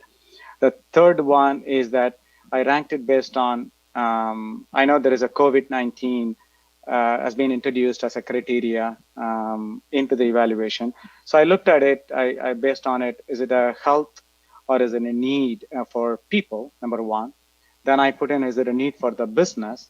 And if there are events, which may have an impact, but at least in the ranking in which I ranked it is that health or a need, and then businesses, how we are helping, and then events, plus the last one is if it is a budget, is it going on a capital or other area? So I put in all of them, and that's how I ranked it. So if I look at the scores, some of those things you can easily see it. But I'll also talk about a few of them. Definitely, I looked at like Commissioner Stanek said, I looked at the low tier and the high tier, just evaluating it and see what the impact on that too. That's a one ask, and then how it impacts. So that's another filter I put in on it. So with that, that's why the scores are what you see it. I'm just trying to share the criteria like any other commissioners used, how I really came up with it. One other thing I just wanted to again talk about is that definitely it is helping. One thing I need to talk about, Breathe, CA Plus, and Elevate the Future. They are the ones, even though it may look like a small impact, but the one thing I liked about Elevate the Future, I just wanted to call it out, is that it is the kids or the youngsters. They are the one driving and to support the small businesses, and they all have to go to digital because they cannot do a lot of things in person. So that means they are helping to it. So I see many areas where they are also involving into it. So I really like that too. The rest all, I don't want to go through each one of them. I just wanted to make sure that the attendees who are also listening in, plus others who might be seeing this in live or will look into back, these are the different criteria I have used, at least personally. So I'm glad to see that every commissioner used a scale or a way to assess it. That's awesome. So again, like Commissioner Bauer said, I wish if we have an opportunity, we could able to fund everyone in a normal circumstances. I just wanted to put it that the ranking is also the budget. We will come to that discussion. I want to make sure, is there any other, okay, Commissioner. So let me stop with my input. And I think Commissioner Zhu also raised her hand. Let me allow her to talk. Commissioner, I think, I don't know, I tried to unmute it. Whitney, I think somebody can help. Okay, thank you. Yeah. Hello? Yes, we can hear you, Commissioner. Thank you for giving me an opportunity to explain my opinion on the ranking. Actually, this year is pretty special because of the COVID-19.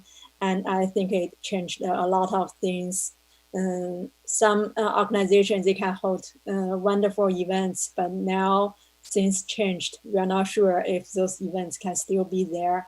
That's why I think I put those organizations in several groups. The first group is like the West Valley Community Service, BREATHE CA and CACCC. They are providing some service for people in SIP. They really need those service. That's why I gave the BREATHE CA the highest score. But for the West Valley Community Service, I know they did a lot of great job and they helped people really in need in this hard time. But the amount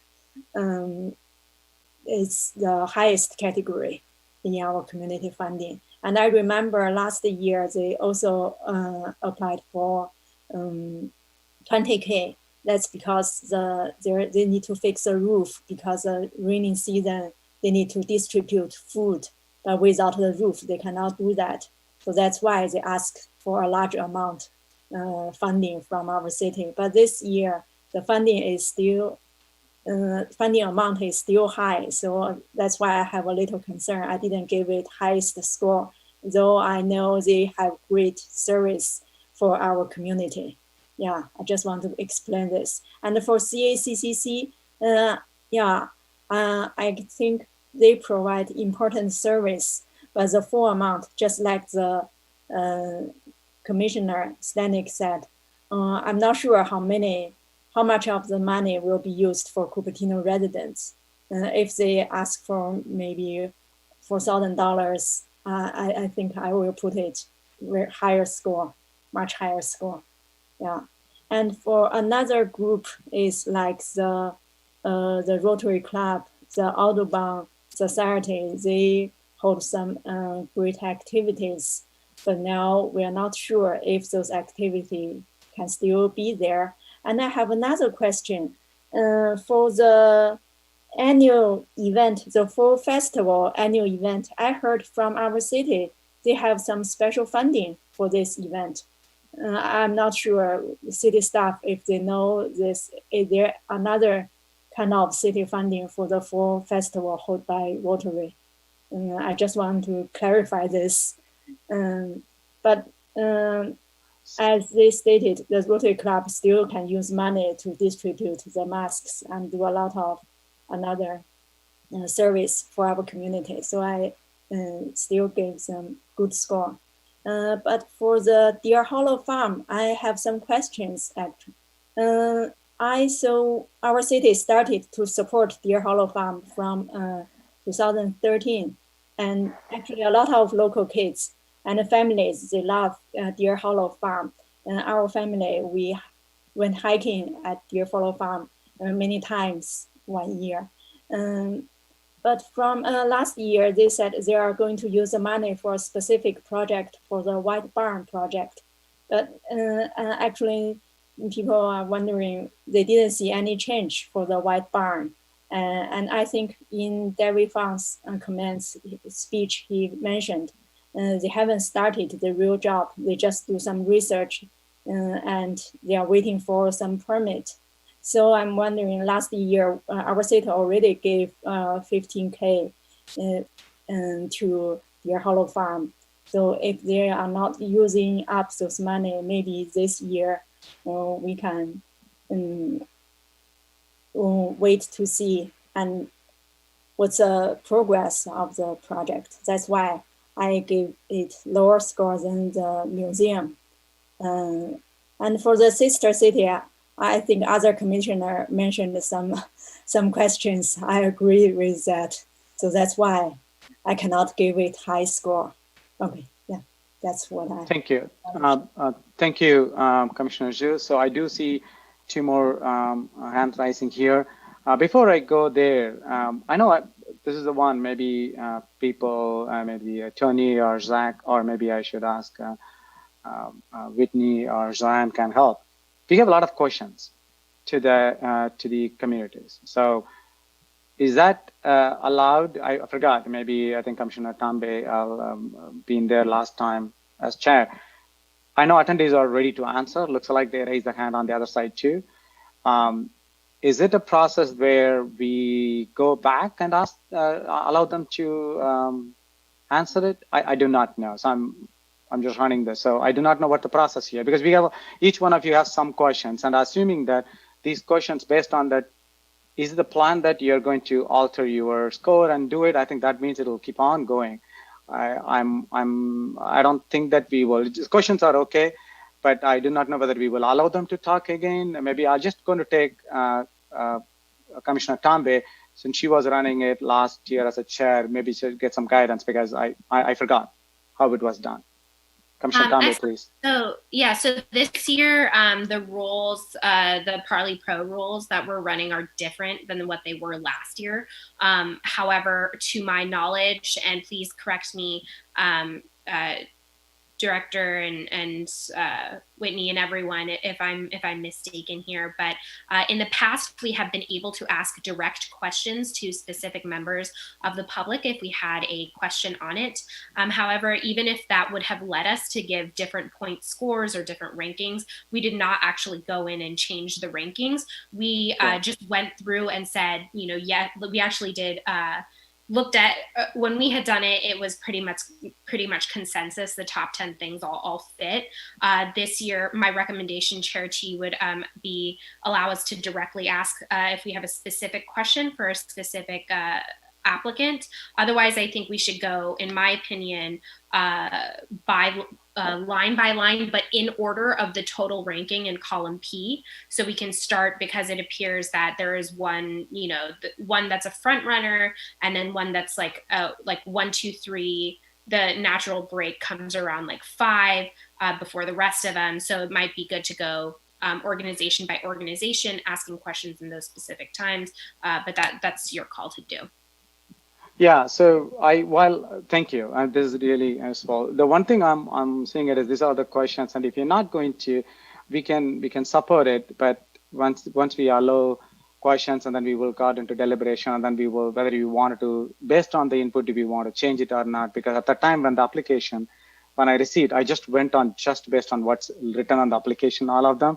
So now if you have an additional information, then I think some community or the organization may not have that information immediately, or they'll be, so I don't want to penalize some of them.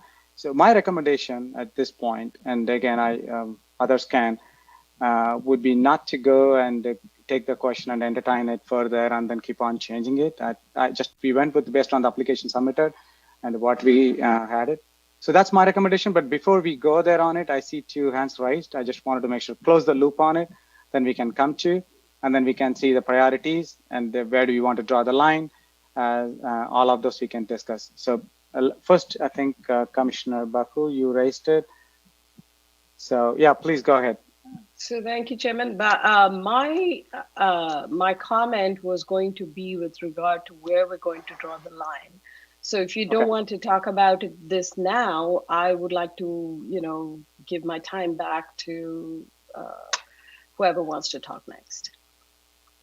Okay, so I would say your hands keep raised. That's okay. You can keep it there. I just want to make sure that I allow Commissioner Stanek to have her turn to make it, and then we'll come back to you, Commissioner Barber. Okay, Commissioner Stanek, you are open. Yeah. Okay. With respect to Commissioner Hsu, I actually, David Fung sent us a letter that actually described for Deer Hollow Farm what they did, how they had used the dollars last year, which were in planning and design, I believe.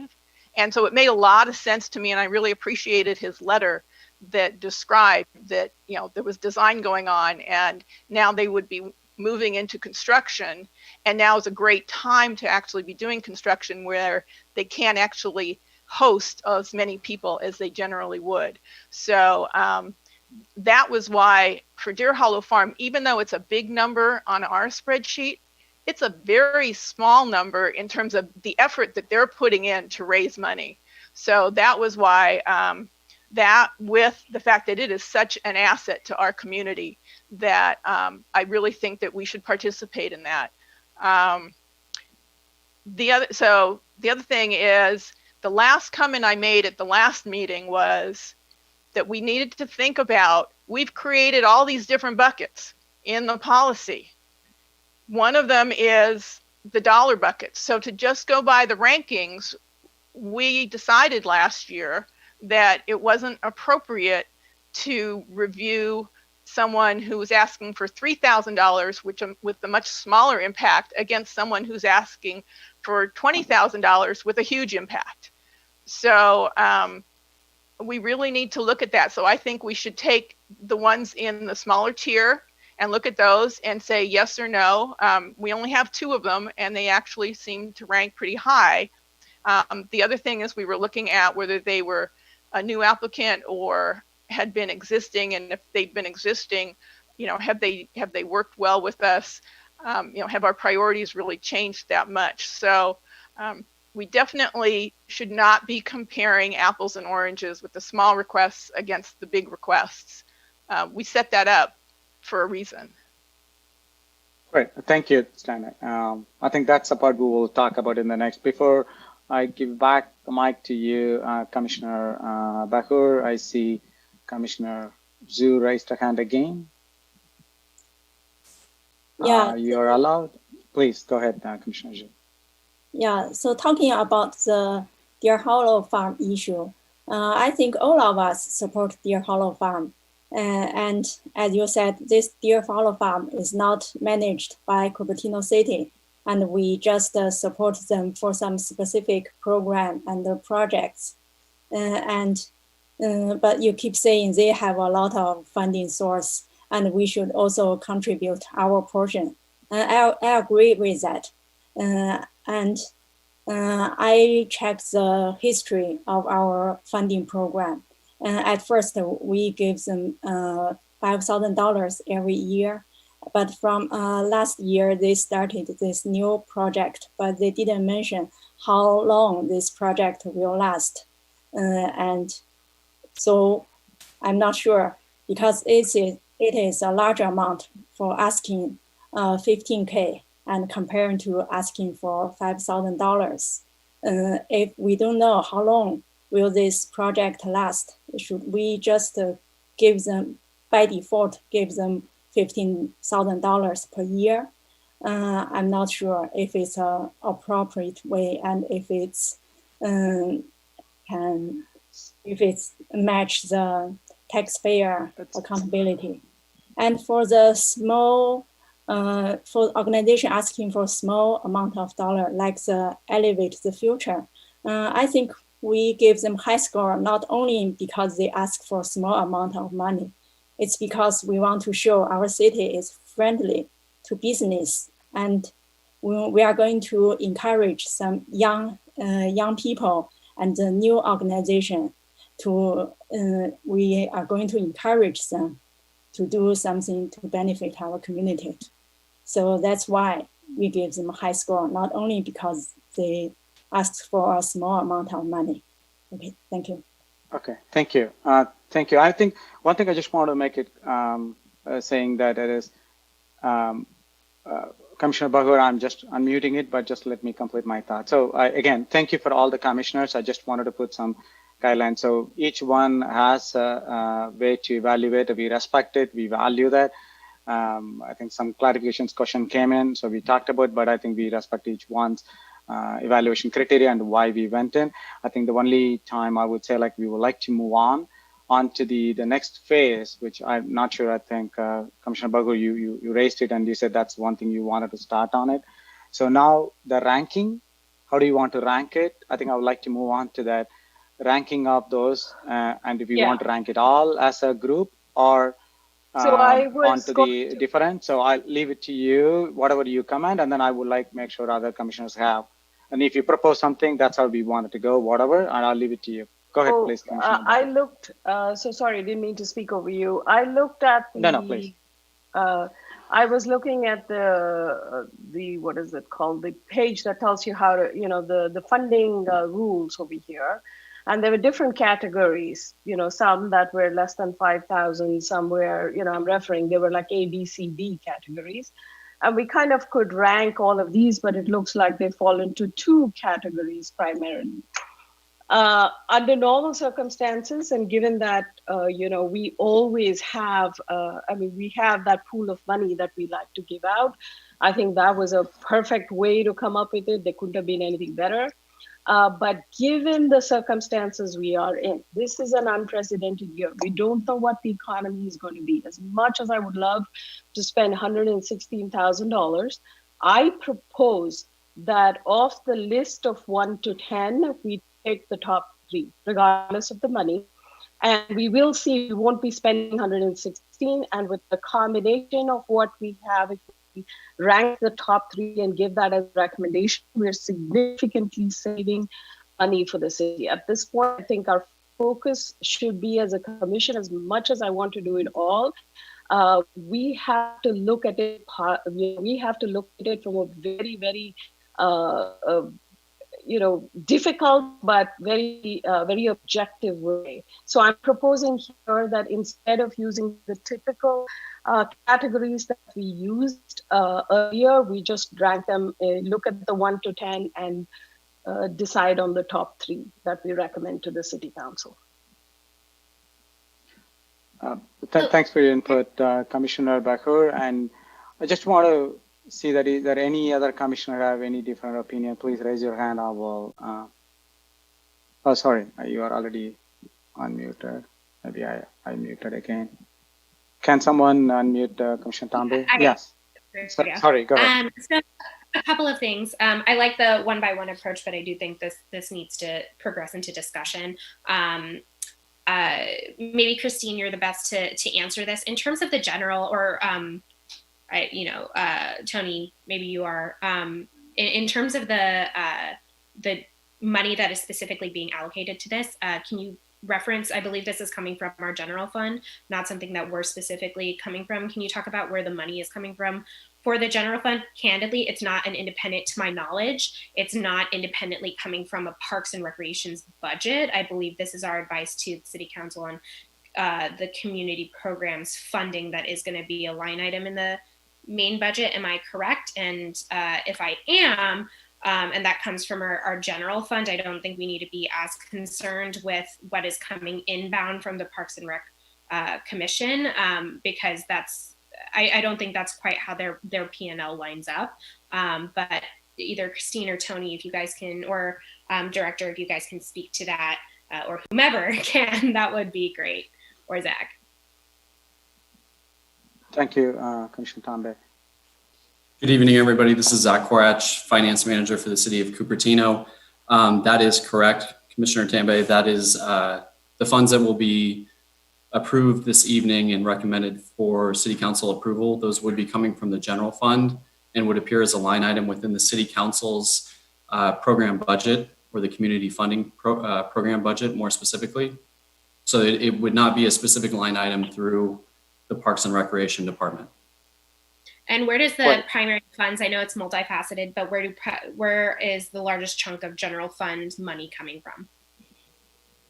Well, that would be on an annual basis through general tax revenues. Which, does that change drastically? That will not be changing, correct? Based off of market value at all? When you say that will not be changing drastically from the May 9th, go ahead. Sorry. Will the amount of money that we get into the general fund that this is being allocated through, will that dollar amount change based off of the status of the stock market and COVID-19 at this time? Impacts from COVID-19 are having a dramatic impact on the general fund's revenue streams, namely the general tax revenues. Again, more specifically on sales tax and transient occupancy tax. We included it in the May 19th proposed budget hearing. There's going to be, at this time, still an estimated decline in sales tax, as well as TOT of a total of $7.7 million approximately. And so there is going to be an experienced decline in those two specific revenue sources. We could also anticipate declines in charges for services in various departments, including in Parks and Recreation, obviously looking at community development and public works. But again, predominantly those general fund, the general tax dollars that would be, for all intents and purposes, unassigned and earmarked, not earmarked, but actually the dollars that are used at City Council's discretion, more so than restricted dollars that would be recorded in a special revenue fund or those that reside in an enterprise funds budget. A lot of the Parks and Recs activities are recorded in an enterprise funds as well.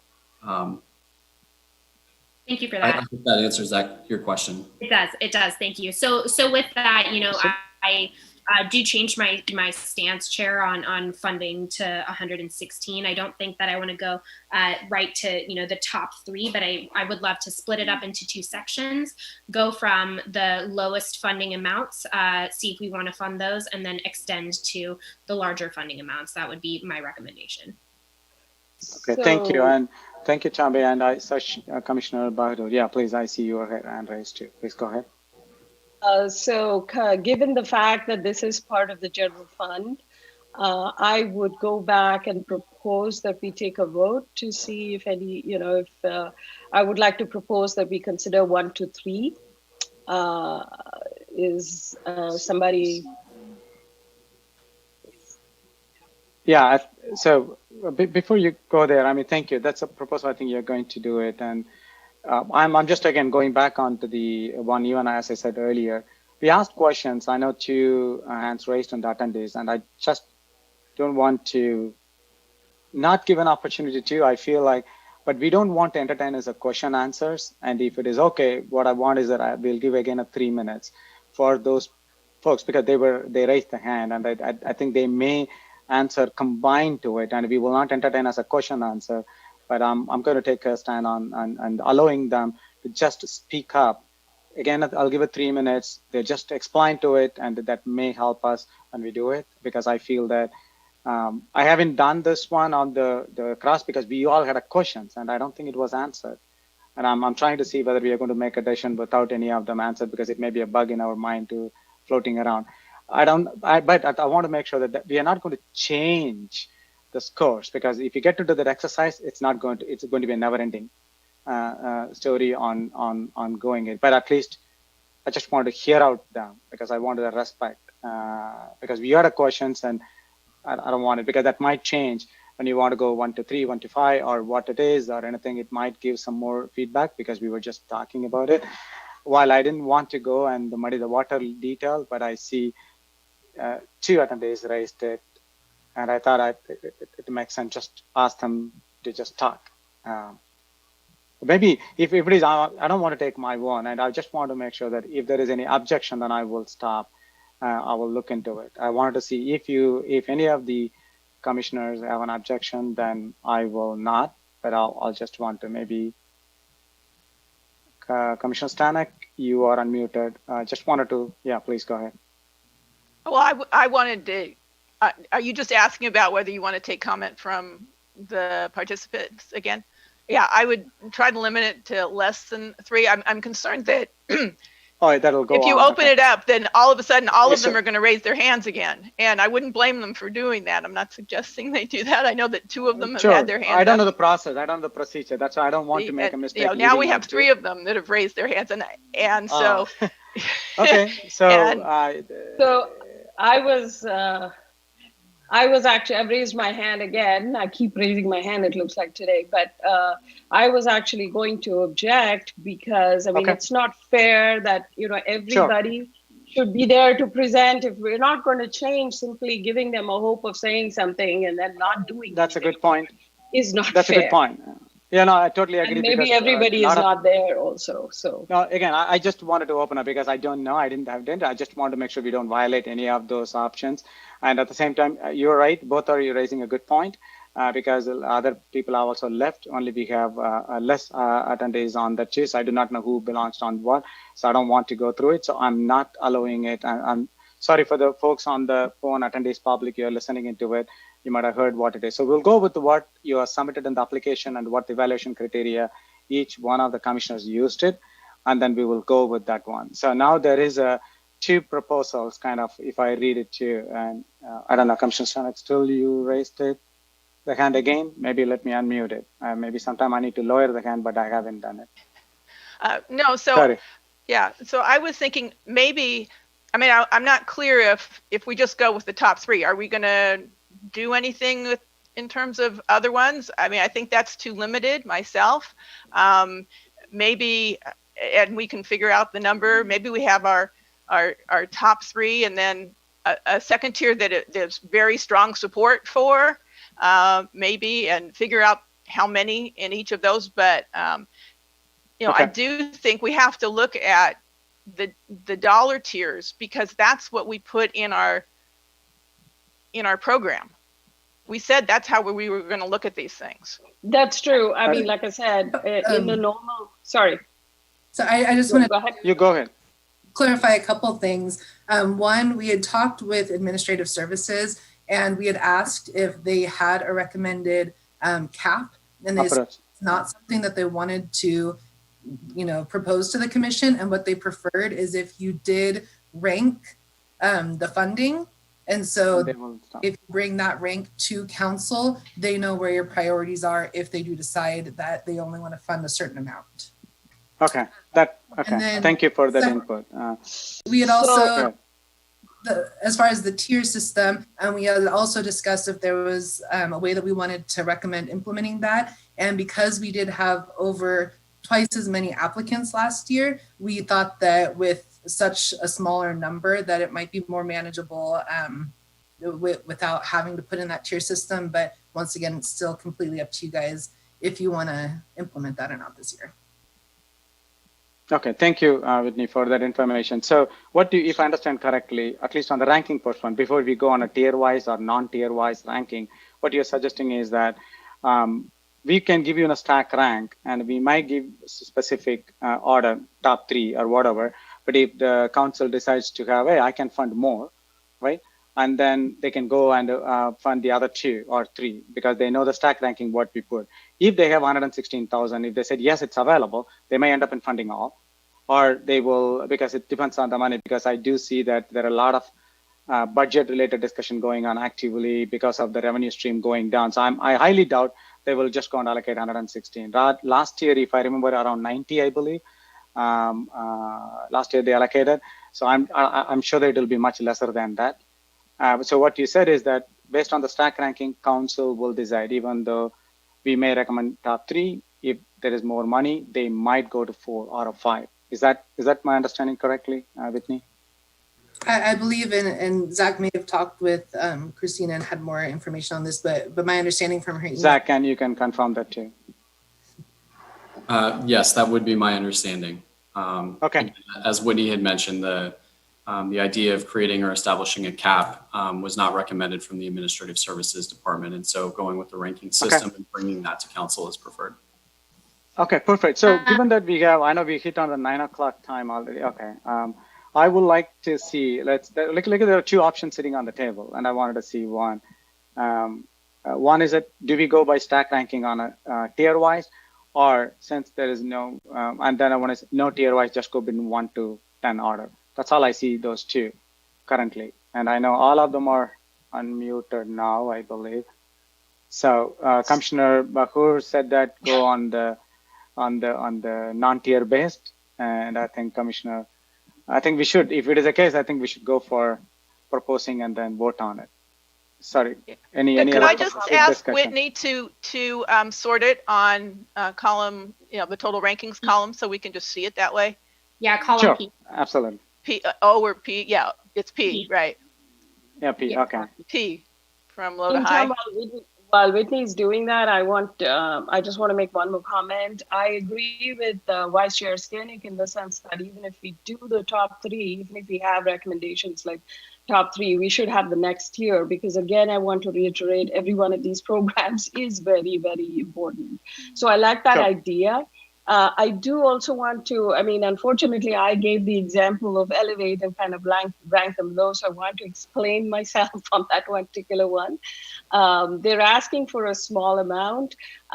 Those kids can actually do a GoFundMe, which a lot of the young people do. And, they gave an example of Cicero's. So I was like, Cicero's is a successful business. Yes, it would be nice if they did for a lot of businesses. So I get their point. I really understand what they're doing. So that's kind of where I say, yeah, small amount, but is it necessary under these circumstances? That's my 2 cents on it. And I will put my hand down and let you run the show. Thank you. I know, because it'll be painful. I know it's kind of exercise. You raise your hand all the time, but I'm trying to lawyer, so it's maybe. Thank you. I don't know, Commissioner Tambe, did you raise it? I see that you unmuted. So Yeah, I don't know. I'm not sure. Okay. Can we just go, at this point, it's in the order that it's been a summary ranking of. Can we go through and I prefer to do still stacked ranking, because we have 2 things that are low dollar amount and the rest that are bigger dollar amount. I would prefer to do it splitting those 2 up. But if we're getting direction to do comprehensive, then I would like to just go through the ranking that we have now. And the first modification I would make to this, because it's at the top, because we're talking number 1 and number 2, I would swap West Valley Community Services and Breathe. I still want Breathe to be towards the top, but if we're doing a singular ranking and then doing dollar amount associations, I think with COVID, West Valley Community Services needs to be funded completely, except for 1. Yeah, I think irrespective of it, whether we do without a stack or with stack, I mean, stack ranking means like putting all together, right? If I understand correctly. If you don't split it, irrespective of it, West Valley comes into the top. Even if you put the top 3 on this bucket, or even if you put in the other bucket, that's going to come in. I think hopefully that's going to be taken care. So let's go with this one. Again, we talked about a lot. So is there any proposal? I think Commissioner Bahu, you started on it. Maybe I'll let you go on to propose it. And you also taken Commissioner Stanek's input. So can you make a proposal and see whether we have a second, and then we will just vote on it? Because I don't think that we will make a good decision if we go on. So that would be my recommendation, please. So I propose we look at the top 3 as they are, make no changes to it, because we each gave our independent input on that. And then subsequently have a second tier, and if you like, a 3rd tier. I don't recommend we have a 3rd tier, but my proposal is we have a set of 3, first top 3, and then the second tier of top 3. Okay. Sorry, let's see if that's a proposal. Correct. So I want to look at this as, if the city council is only going to fund 3, what are the top 3 we would like them to fund? If they come back and say, we have a little bit more money, what's the next set you would like to propose? We have the next set. So if I understand correctly, you are kind of giving a top 6, and you're saying that top 3 you're limiting it. That's your recommendation. And if you have extra fund, then go for the next 3. Right. Is that my understanding? That is exactly what I'm saying. So I'll propose again. Okay. To be absolutely clear, I want to recommend that we select the top 3 of this list of 10. And if the city council decides that they have enough of the general funds to spare, we have a second tier of organizations we can fund. Awesome. Can anybody second? That's a motion you're proposing, right? So I'm making yes. Making a motion. So anybody want to second?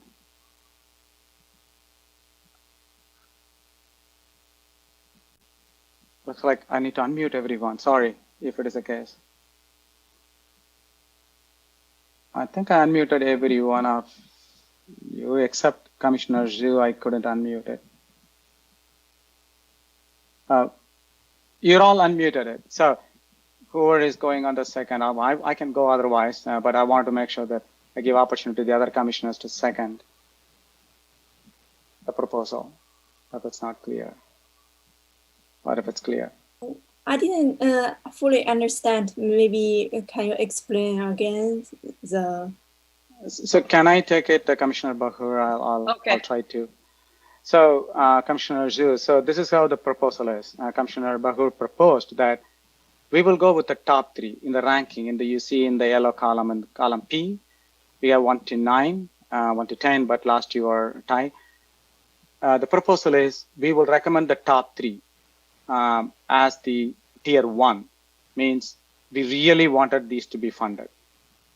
And then we are also telling the council the tier 2, which is the 4, 5, 6, I believe, those 3, saying that if we strongly request, if the council has extra fund to help this community, we will do the tier 2, which is 4, 5, 6. That's the proposal. Commissioner Bakur, I tried to paraphrase it, and hopefully that's right. You're okay with it. So Commissioner Zhu, did you get that? So you mean the city council still get the list of the first 6, not only the 1, 2, 3? Correct. Correct, because we are giving 2 tiers, tier 1, tier 2. Okay.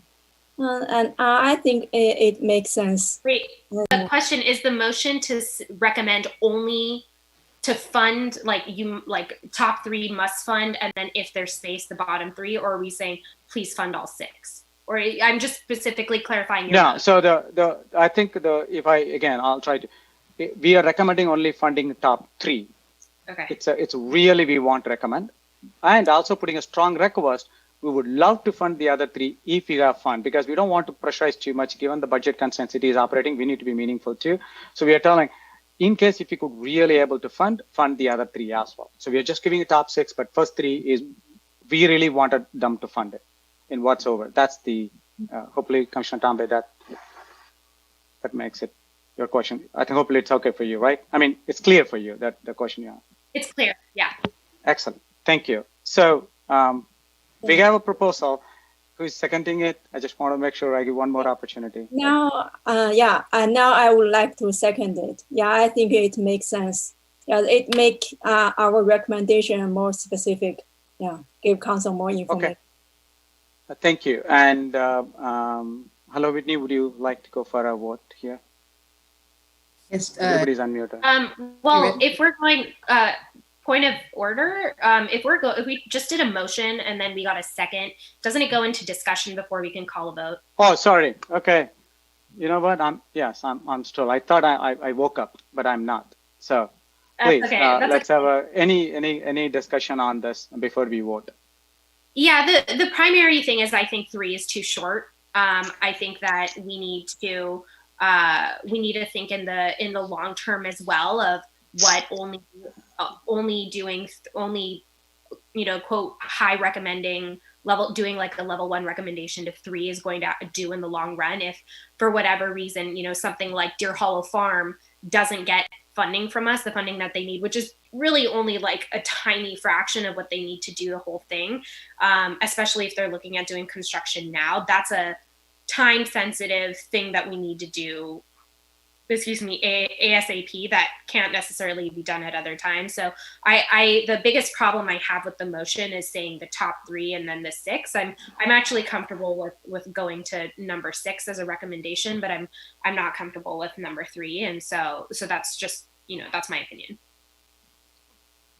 So okay. I do like that. I think 3 is really limiting. I think the council is perfectly capable of looking at our list of 6 and drawing a line somewhere where they feel they have money. And so sure. Whether they have money between 3 and 4 or 4 and 5 or 5 and 6, I mean, if we think the top 6 are beneficial and worthwhile, I don't know why we can't just give them the top 6 with a 1 to 6 ranking and say, we don't have insight into the budget.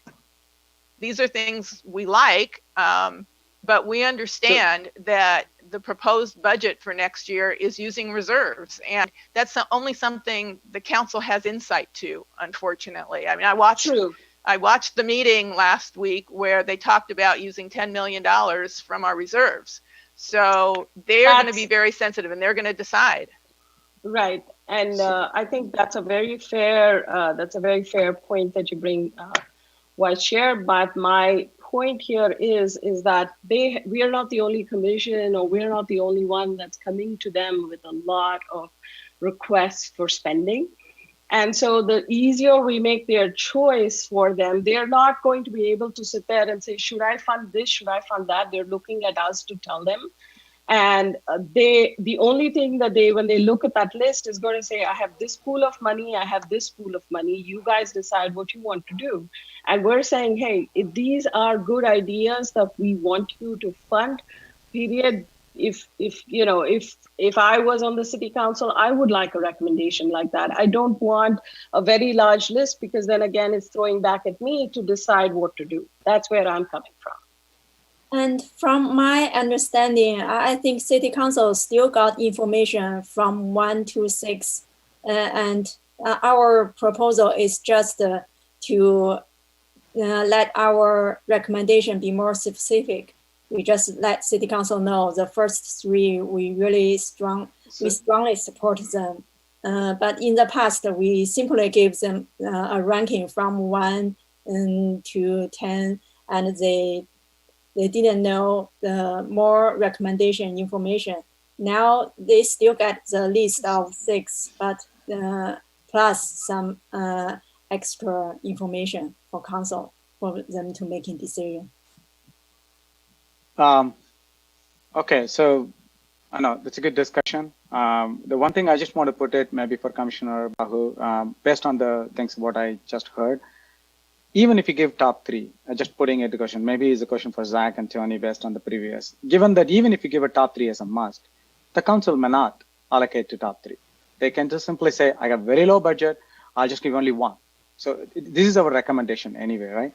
So I'm trying to see, if you go on a top 6, irrespective of it, if they put a cap on it, I'm going to fund only 50% of what we given last time to community fund. If it's 90K, they'll say only 45. I'm just giving numbers. I didn't get anything from anyone, but if they say 50%, that is only 45K. That means obviously they look at, okay, where I'm drawing the line, the top 3. Okay, it's already 30, maybe 4. I don't think that 5 will get into it, then they will stop there. So I think we are assuming that they will only go with it. So I'm just throwing that based on what I heard from Commissioner Tambe and Commissioner Stein. I hear you, and that's exactly where I'm going for it. Because at this point, we need to give them information that says, these are what we would recommend you do. These are the top 3 that we believe in. All the others, I mean, for example, I love the Fall Festival. I've enjoyed the Fall Festival. We may not even happen. So why are we giving recommendations for something and it falls within the first 6? So, I think the Rotary was using for the Fall Festival, something like that. So what I would like to do is, here is the top 3. If you have this, if you look top numbers, we're talking about 34K versus 49K. So it's definitely a difference that should be brought up. And if we're giving them the list of 6, they can do with it what they want. But our recommendation, and they are looking for advice from us. They're not looking for us to throw the list at them, right? We're looking at us for advice. We're giving them all the 6. They do 1, 2, 3. If they have more money, they can start putting the 4, 5, 6 as they like. And just to clarify, in the motion, we're not saying that the top 3 are the 3 that are listed in yellow, correct? We are. I'm sorry? God. Come again, Commissioner Tambe? So the motion is to adopt. We are. So Exactly. the stack That's ranking. exactly The stack ranking. Yeah, that's exactly. We are going by the yellow. Oh, God. We're going by the yellow lines. Well, I don't think that the UFRAT Museum should be in our top 3. I understand that the scores laid out like that. I think that is like a completely inappropriate use of community funds. In terms of making it the top 3, I think it's really critical as a institution, but I do not think that it should be in our top 3. There's Deer Hollow Farm. I think that Rotary and even Elevate Future, those are probably the ones that I would move in place of that. And I have a really big issue with the fact that we would in this motion be recommending UFRAT Museum in the top 3. Okay. I mean, that's so now fair. I think that's fair. So why don't we take the vote? So it looks like we are questioning the final order itself, and so that's it's why okay. It's a valid concern. I thought I misunderstood. I thought the motion was that we would recommend only 3 as the must funds, and then the 6. I didn't realize that we were recommending the current order as it stands. So I'm not comfortable with that, but we can move to a vote. I just would not put UFRAT Museum at number 3 when there's clearly other programs with impact. Yeah, and unfortunately, I think we did this exercise. Yeah, we did this exercise, ranked it. Now, if we really change it, I'm trying to find out what process we will follow. Again, I'm okay. We will be spending some more time, 5-10 minutes at least on it. what is the guideline we are going to use it? Again, we will go with, okay, you want to move one over the other because we are overriding overall rank. That is going to cause each one is going to. I object to changing that list because we independently did this. Nobody talked, But that's the point, right? The point is for us to have a discussion about these things. It's not, okay, we go in with our opinion and we stick to our opinion. I think the goal of us being on this commission and having an opportunity to discuss with each other is understanding why things are in different roles and in different positions for different people, because that's how, we can come in with a perspective, but we should also leave it open to conversation. And so, again, so does the process then say that we can go back and reevaluate the whole thing? We can we're not limited by this. This is supposed to be a guidepost to help us create that final list. We're not mandated to stick with the ranking that's in yellow. So I understand. The only challenge I will have personally, Commissioner Tambe, is that if you start on one specific, and invariably every one of us, based on the ranking, it is standing where it is. If you need to lower it, I don't think that anything from the lower will jump into it. Is it like this has to go down and elevate will go, like if it is between 3 and 4? I'm trying to find out. I like to go with the stack ranking for now, and just to make it things easy for our discussion in the next 10 minutes, 1 to 6. If I just take 1 to 6 at the top, do we see that whatever the community we all independently put in and come together as a common agreement in the top 1 to 6? Do we have any big concern that it should not be in the top 6? Let's start with it. I'm not going to go to 1, 2, 3. Anybody has any big? I would be okay with not the ranking order, but I would be okay with the organizations in 1 through 6. Okay, so that's a good news. That sounds like a reasonable approach. Yeah, so that has all the 6 are sitting there, so that's a good. So let's start. One thing is that if at all, if you want to move on any discussion, we don't have any kind of a challenge, or we're not going to challenge each other on the top 6 ones. So now that is clear, which is aligned with our ranking. Now the question is, if I understand, Commissioner Tambe, you can speak up. I try to paraphrase it. If you are going to do top 6, it looks like this may not have a problem, but still you will have a problem of stack ranking in this way, because you wanted to change the stack ranking within the 6, because the 1 to 6 is stack ranked based on the points, collective points on it, right? 1 to 6. So I'm just going with the hypothetical thing. If you go with top 6, recommending it to the council, all of them are in that order. But where they pick up, they might pick up only 1, or they may pick up 2, they may pick up 3. I don't know where the fund falls. So it looks like based on your previous comment, looks like you may have a problem saying that, oh, if they have only 3, and looks like they may end up in funding the museum one, which I don't want it. I wanted to have it different. I think that means we need to take that into a vote, and people are okay with it or not, because I do not know I don't know the process, how we are going to shuffle it now. If you shuffle 1, maybe somebody will have other option to shuffle. That means it's kind of nullifying all the process. I'm just going with the process guideline. It's okay.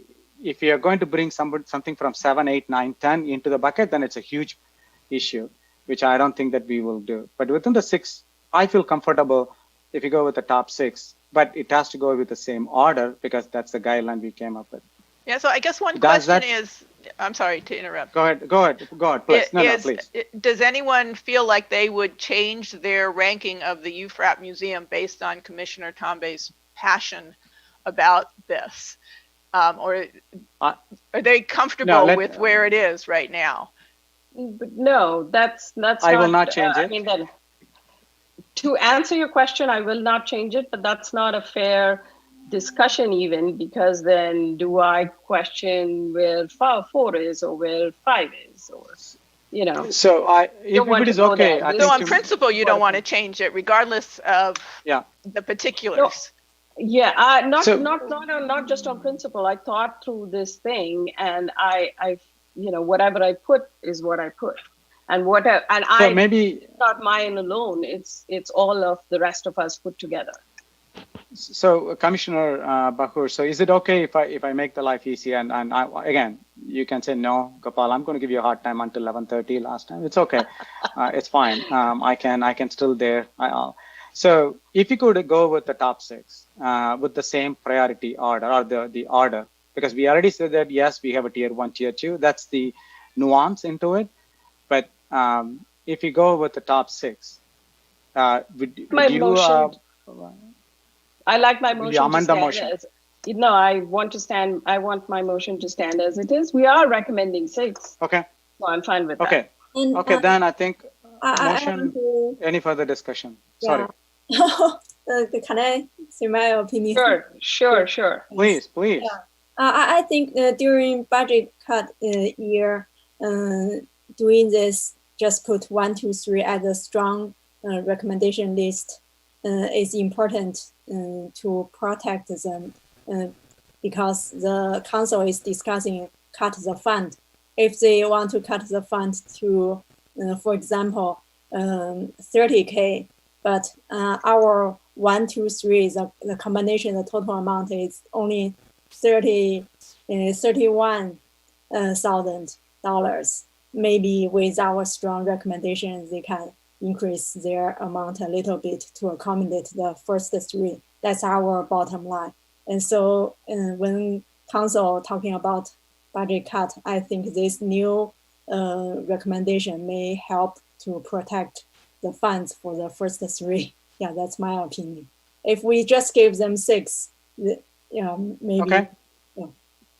Yeah, So that's okay. what's Thank the you. total of the 6? Can we just total up the 6 quickly? 49K. So no, it's more than that. No, I counted. 30, 42, 45, 49, 1, 2, 3, 4, 5, 6. So when you do 6, it's 49 plus 15, 64, right? 60. 64. 30, 40, 50. All the more reason why I thought it was 49 to 34, so I missed one. Yeah, so the dear all form is 15. Like 90.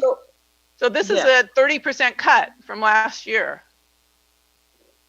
So one point I wanted to make, if they decide they were only going to do 2, then they won't fund the third one, which is, which should make Commissioner Tambe happy because that's not one she wanted to fund anyway.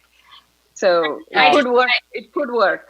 I don't think that, candidly, I would be surprised knowing the council if they didn't fund Deer Hollow Farm from the list. Like I know a lot of the city council's involvement in and support of almost every single city council member, all but one, I think, has been a big supporter of Deer Hollow Farm. So maybe it isn't that big of a deal that it's number 6 because most of them are extremely familiar with Deer Hollow Farm and have voted to support it historically and did last year, and it was the same.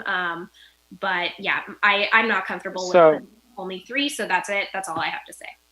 Okay, so thank you. But before we go there, I just wanted to make sure, I think Christine wants to share some thoughts, and she may be thinking that, can you guys just finish it quickly? I need to go. So I'm just, sorry, Christine, I'm just trying to unmute you. Yeah, you're good to go. Please. I'm sorry. I know you want to share something. I was off camera for a few minutes, but I just wanted to check. I just wanted to point out, and I apologize if you were just discussing this, but I'm a little confused in looking at this, and I just wanted to point out that these average scores are not sequential. Okay. We put it in the rank order of the ranking numbers on the last one. So that's why we're looking at the column rank in column P. You have the rankings there. But the average score should be No.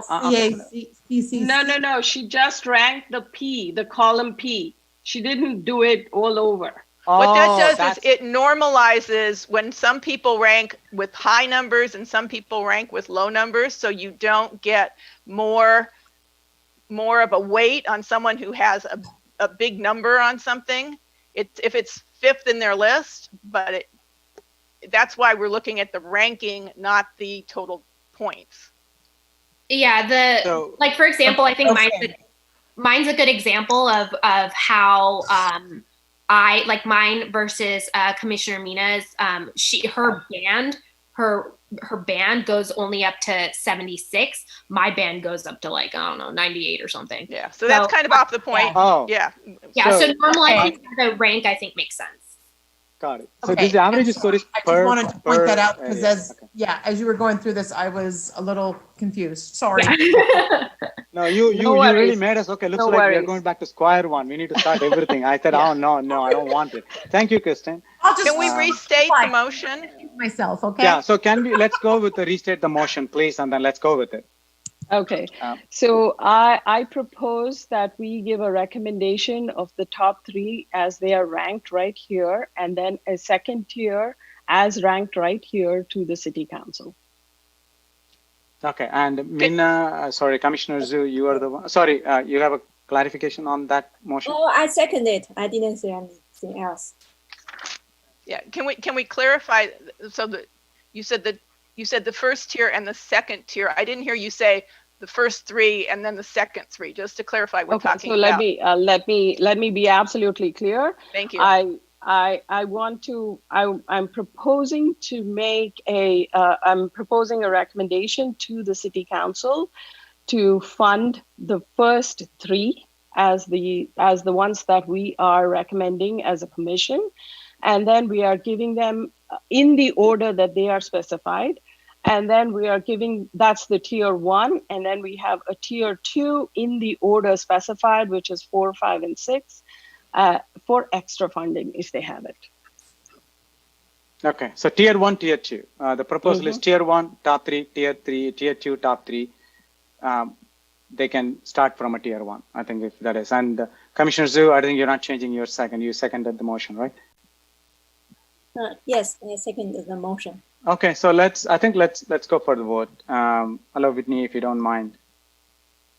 You must be happy now. I said, oh my God, yeah. Go ahead.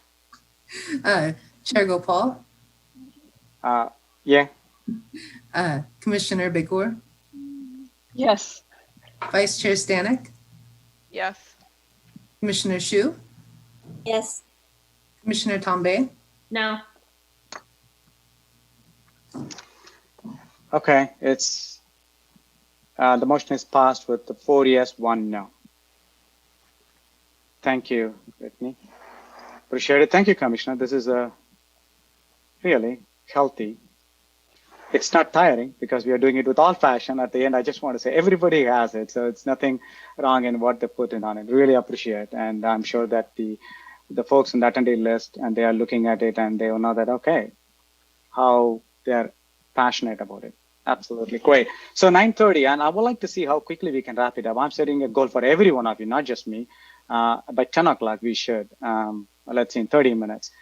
With that, can we move on to the item number 4, subject update on the Rancho Ricardo. These are all the subcommittee reports. I just wanted to make sure that we introduced it. This is going to be kind of a standing agenda going forward because we formed 2 subcommittees and we wanted to make sure that both the subcommittees provide any update. The subcommittee commissioners as well as the staff together, they provide some updates.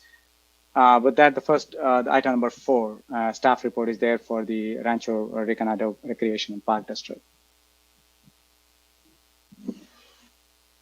I'm not sure who, Director Joan or Christine, who is going to give an update on that? So it's a staff report. Yeah. Sure. Yeah, I'm happy to do that. Thank you, through the chair. Please. So the staff report just reflects what you discussed at the last meeting. And an update about tabling the item until the shelter in place is lifted to allow members of the public to be present for and participate in discussion on the topic. I think that one of the commissioners on the subcommittee would like to just speak to next steps and provide an update. Okay. I don't know which commissioner. I think there are 2 on it. Commissioner Zhu and Berger. So, Commissioner, who is going to give any update now? Please go ahead. Commissioner Zhu. Okay, go ahead. Okay, yeah. So this afternoon we had a meeting with city staff talking about the status of the Rancho Rinconada swimming pool issue. And currently, we already have one round of survey. And so what we plan to do is in next several weeks, we review the survey result, get a summary and report to commission and just close up the current status. But because this year, the COVID-19 made everything so different, at first, the city staff may plan to have some open house, some more community outreach program. But based on current situation, we don't know when we can move to the next step. And so Sashi and I, we just think it's the what we can do is just review the survey and close up the current stage, and then the future staff, we just keep working with our city staff and talking about the when can we move to the next step. Yeah. If thank you, Commissioner Zhu. If any other commissioners have any clarifying questions on it, I know the status is still status quo. I know you will be working with them closely, but I don't expect any questions at this point. But unless otherwise anybody has, you can raise your hand, or you will be tired. Please don't raise your hand if that is the case. Oh my God, I see it. Go ahead, Commissioner Tambay. I'm unmuting it, but let's see. From my side, I muted it. Yeah. Are we going to have discussion after public comment? I just want to make sure. On this topic, yeah, I don't see anything. Maybe I should have asked attendees if anybody has any oral communication on this subject. Let's see. There is one phone call in for the commissioner. Okay. Oh, yeah, sorry. I see that. That's my mistake. I think Jennifer Griffin is there. I'm going to unmute you. Jennifer, you're up. Yeah, please. Yes, thank you very much, Chair. You all do a great deal. I've learned a lot listening to you all on the previous item, and it sounds like you're very passionate about it. And anyway, I'm Jennifer Griffin, and I have been a homeowner. I lived in the area for many years, and I was a homeowner since 1995, very familiar with the Rancho Rinconada Recreation and Park District. I attend their meetings regularly, and I believe that the district is very well run, and I would like to have option one, which is to maintain the Rancho Rinconada Recreation Park District as it is. One of the main issues for me is having the situation at the $1 million in assets, and what happens if the district is absorbed into Cupertino. We would like to make sure that that money or assets are retained, or else the district is compensated for it. I believe there were some questions about the tax implications, et cetera, but I do believe that the district is very well run. The accounting is impeccable. I have been attending all the meetings for many years, and I have been attending them very diligently.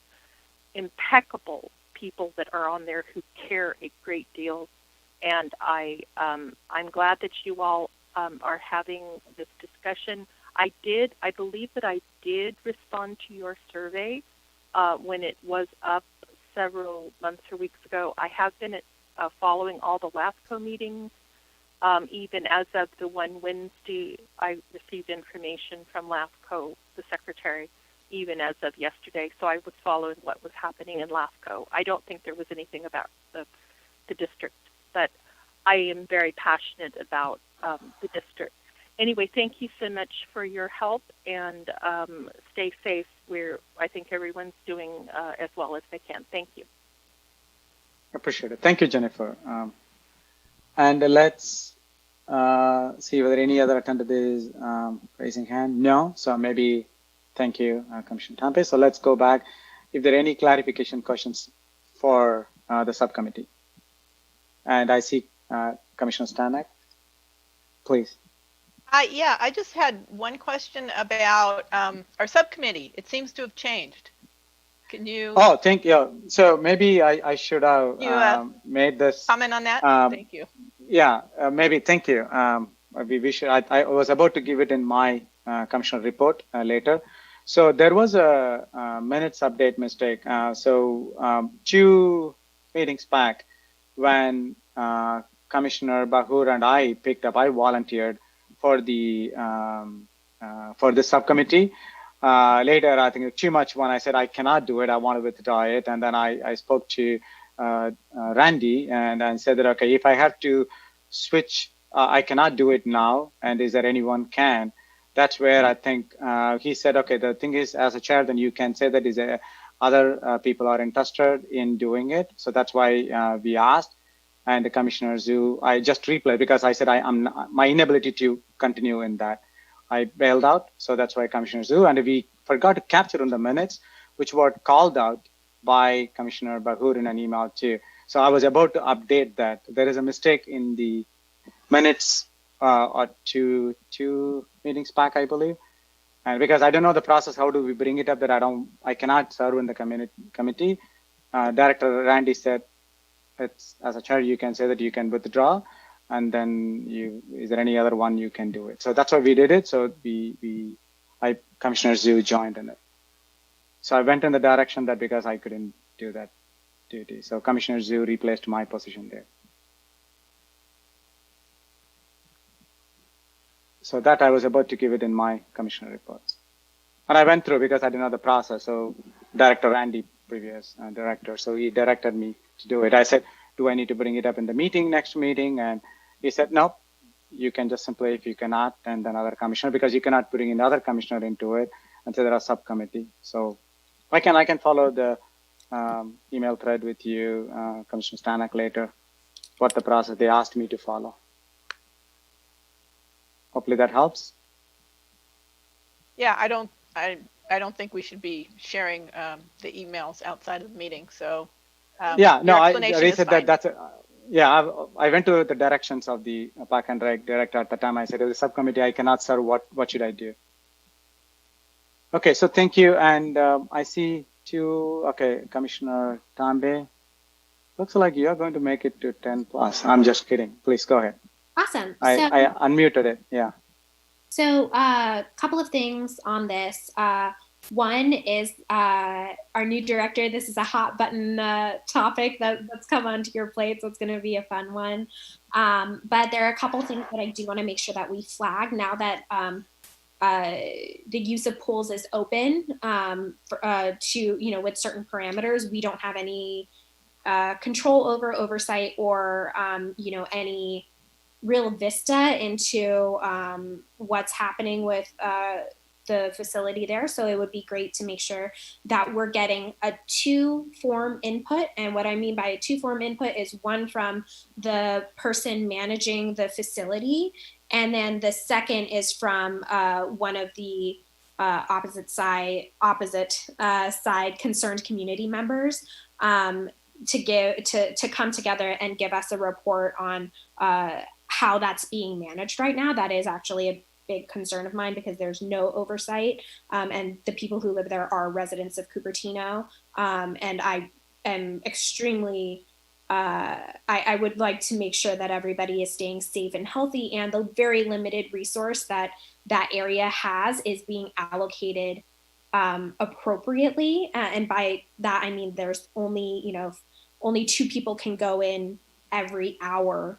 Who are those people? How are those decisions made? Are people being given, there were people who are saying that certain people were been giving favoritism, things like that. So I'd like to see both parties involved in a report back to the commission, not just the people who are already running the show. I want to see both sides, the input from both sides, specifically around pool use during COVID, since we don't have any insight into that. And then the second thing is, I think it's, if there is a There's some people who support the way things are being run. There are other people who do not support the way things are being run. But we're getting all our information from the existing people who are still there. Everything from accounting to management to, the person who is giving us this information is a person who decides their own pay. So I think that it's important for us to make sure that we are getting both sides of a story every time, and we're not singularly relying on the input from an organization or a leadership structure that's being questioned.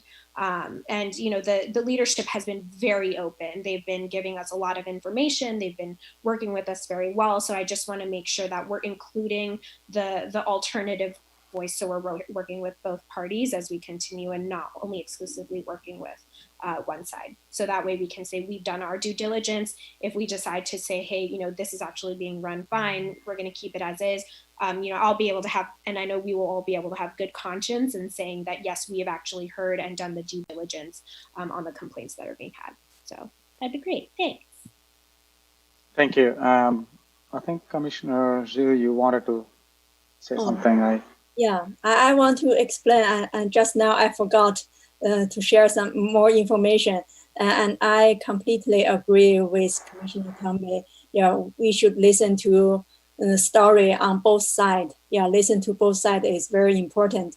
Actually, that's the city staff is going to do. Actually, right before the SIP order, we arranged a meeting with the management team of Rancho Riconada.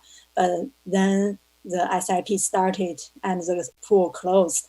That's why that meeting was canceled. So other than community outreach, we are also going to meet with the management team. That's how we plan to listen to the both sides in the future. But now, because of the SIP order, it's just stopped. Excellent. Thank you. Thank you, Zhu. I think next, possibly, given all those things are getting normalized to some extent, maybe next month we will see some more detailed reports of the subcommittee and the staff. Thank you. I don't see any more hands raised, and I know it's going to be really painful for you. Don't raise it now. So let's go to the next item there. We have item number 5, which talks about update on the development of specific plan. This is another subcommittee with the Commissioner Stanek and Tambay. We would like to see the staff report first. And is there anything on top of it where the subcommittee commissioners want to add on it? The staff report, please. Through the chair, the staff report just indicates that we were going to receive an update about the Parks and Recreations Facility specific plan. I tried to get as much information as I possibly could before this meeting about all the topics involved. It's been a little crazy of a week, but my understanding is that the Parks and Rec Commission will help categorize and determine immediate, short-term, and long-term projects within the plan to assist in the categorization process. I think that you had a meeting in early March, and then again, the shelter in place occurred. So we just wanted to circle back with this and see if there were any other updates, or if we could, further facilitate this moving along. So again, I'm new, but I'm happy to hear any reports that you have. Thank you, Joanne. And if at all, if any subcommittee reports are from Commissioner Stanek or Tambay, please. I don't think that you're raising it. Oh, no. I was wrong. Go ahead, Commissioner Stanek. Okay, I'll just give an update. We met in March, as the director said, and the Public Works really drove that with their planning. They were in the midst of that and in the middle of it. And so they had a long list of all of the CIP projects that they're looking at, and the ones that they were looking at proposing. Commissioner Tambay and I gave them input to that, but we have not seen it since then. So hopefully once we get out of SIP, we can, get involved again and bring that back, along with Public Works, because they really are the ones that are driving a lot of, Parks and Rec is just a piece of all of the CIP, and they have to put it into perspective. Commissioner Tambe, would Thank you like you. to add anything to that? Yeah, Yeah. so I think Vice Chair, you did an excellent job summarizing it. I do think that there and the request to staff from my side is now that we have our new director on board, is that we actually sit down and virtually walk through, even if it's just us initially, and then bringing in Public Works as well, walking through what has been happening on the back end, kind of what the community sentiment and feedback has been. Right now, we know that the shelter in place is going to slowly lift in phases. We've all been doing our various readings and research on things, but there is very limited belief that it's going to be linear. And so I think it's important that we optimize the time. The struggle that it is for us to, potentially stay at home can be an optimal time for us to do things like, taking things out of specific parks or building, getting some kind of infrastructure set up, helping with the things that people can't necessarily engage in or use right now. We just want to make sure that we start getting those kinds of things set up and on the docket for the next year, but also to just go through it in general. So it would be great for us to do that before the next meeting. Great, thank you, appreciate it. Okay, we are very close.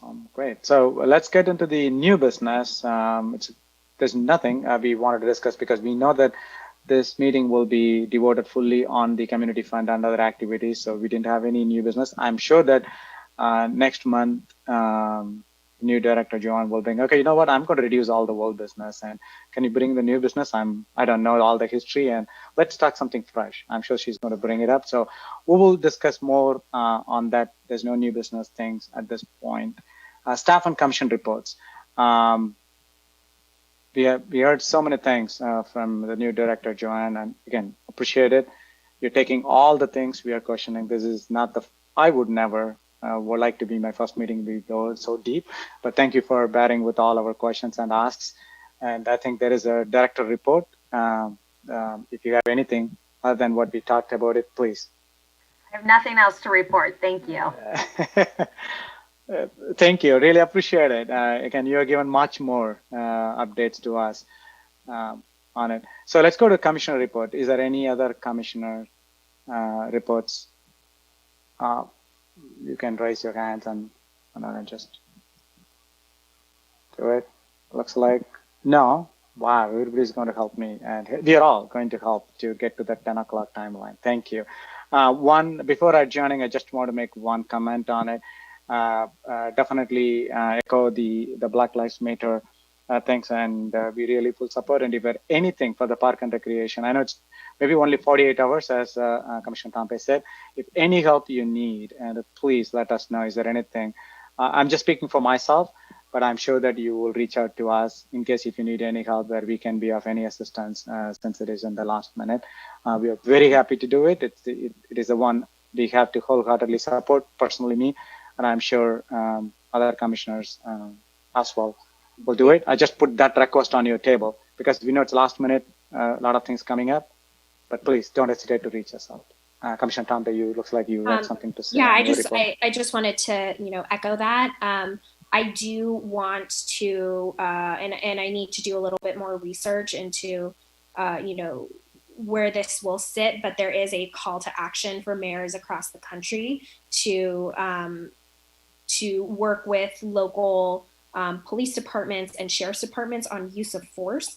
I would like to see if there's something that we as Parks and Rec Commission can do and propose a recommendation to City Council that Cupertino residents, that the use of force against Cupertino residents and things that happen on our parks, that there should not be aggressive use of force. So that includes things like tear gas, rubber bullets. Our community is not one that we have to be concerned about in that way. And so I would like to see if we can formalize a recommendation to City Council and specifically to the mayor to adopt these restricted use of force policies, because I don't want to see, Cupertino resident blood in our parks. That is not what we're here for. So if we can work on that, maybe for the next commission meeting, I think that would be really great.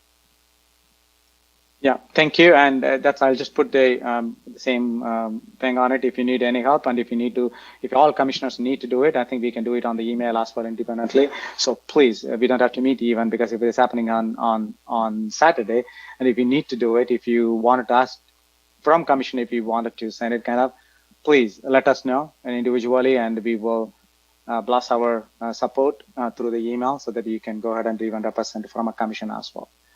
I know we're about to go, but maybe it looks like let's use this as a commission report. So Commissioner Bahur, you raised your hand. Basically, I saw it. So I was going to say 100% agree with what Commissioner Tambe was saying. We may not agree on the UFAT Museum, but we agree 100% on what you said on this. Just trying to make it a little light by the time we get home by 10 o'clock, even though we're home. thank you. Appreciate it. Again, thanks to all the staff. I think Tony, Zach, and Whitney, I think it's not an easy one. We ourselves individually did, but you have to do all the 5 commissioners one and try to do it. It's amazing. Thank you so much. And Christine, appreciate you giving guidance on everyone in place of Randy. And because you've been through all those process, I really appreciate it. And welcome back again. I think it's an awesome, welcome aboard, Director John. This is an awesome one. And please don't get scared. This is the best fun commission ever. So we will be there to support you. Thank you. And with that, I'd like to adjourn at 9:55. Before 10. Awesome. Thank you so much. Thank you. Bye. Thank you. Bye. Good night. Stay safe, folks.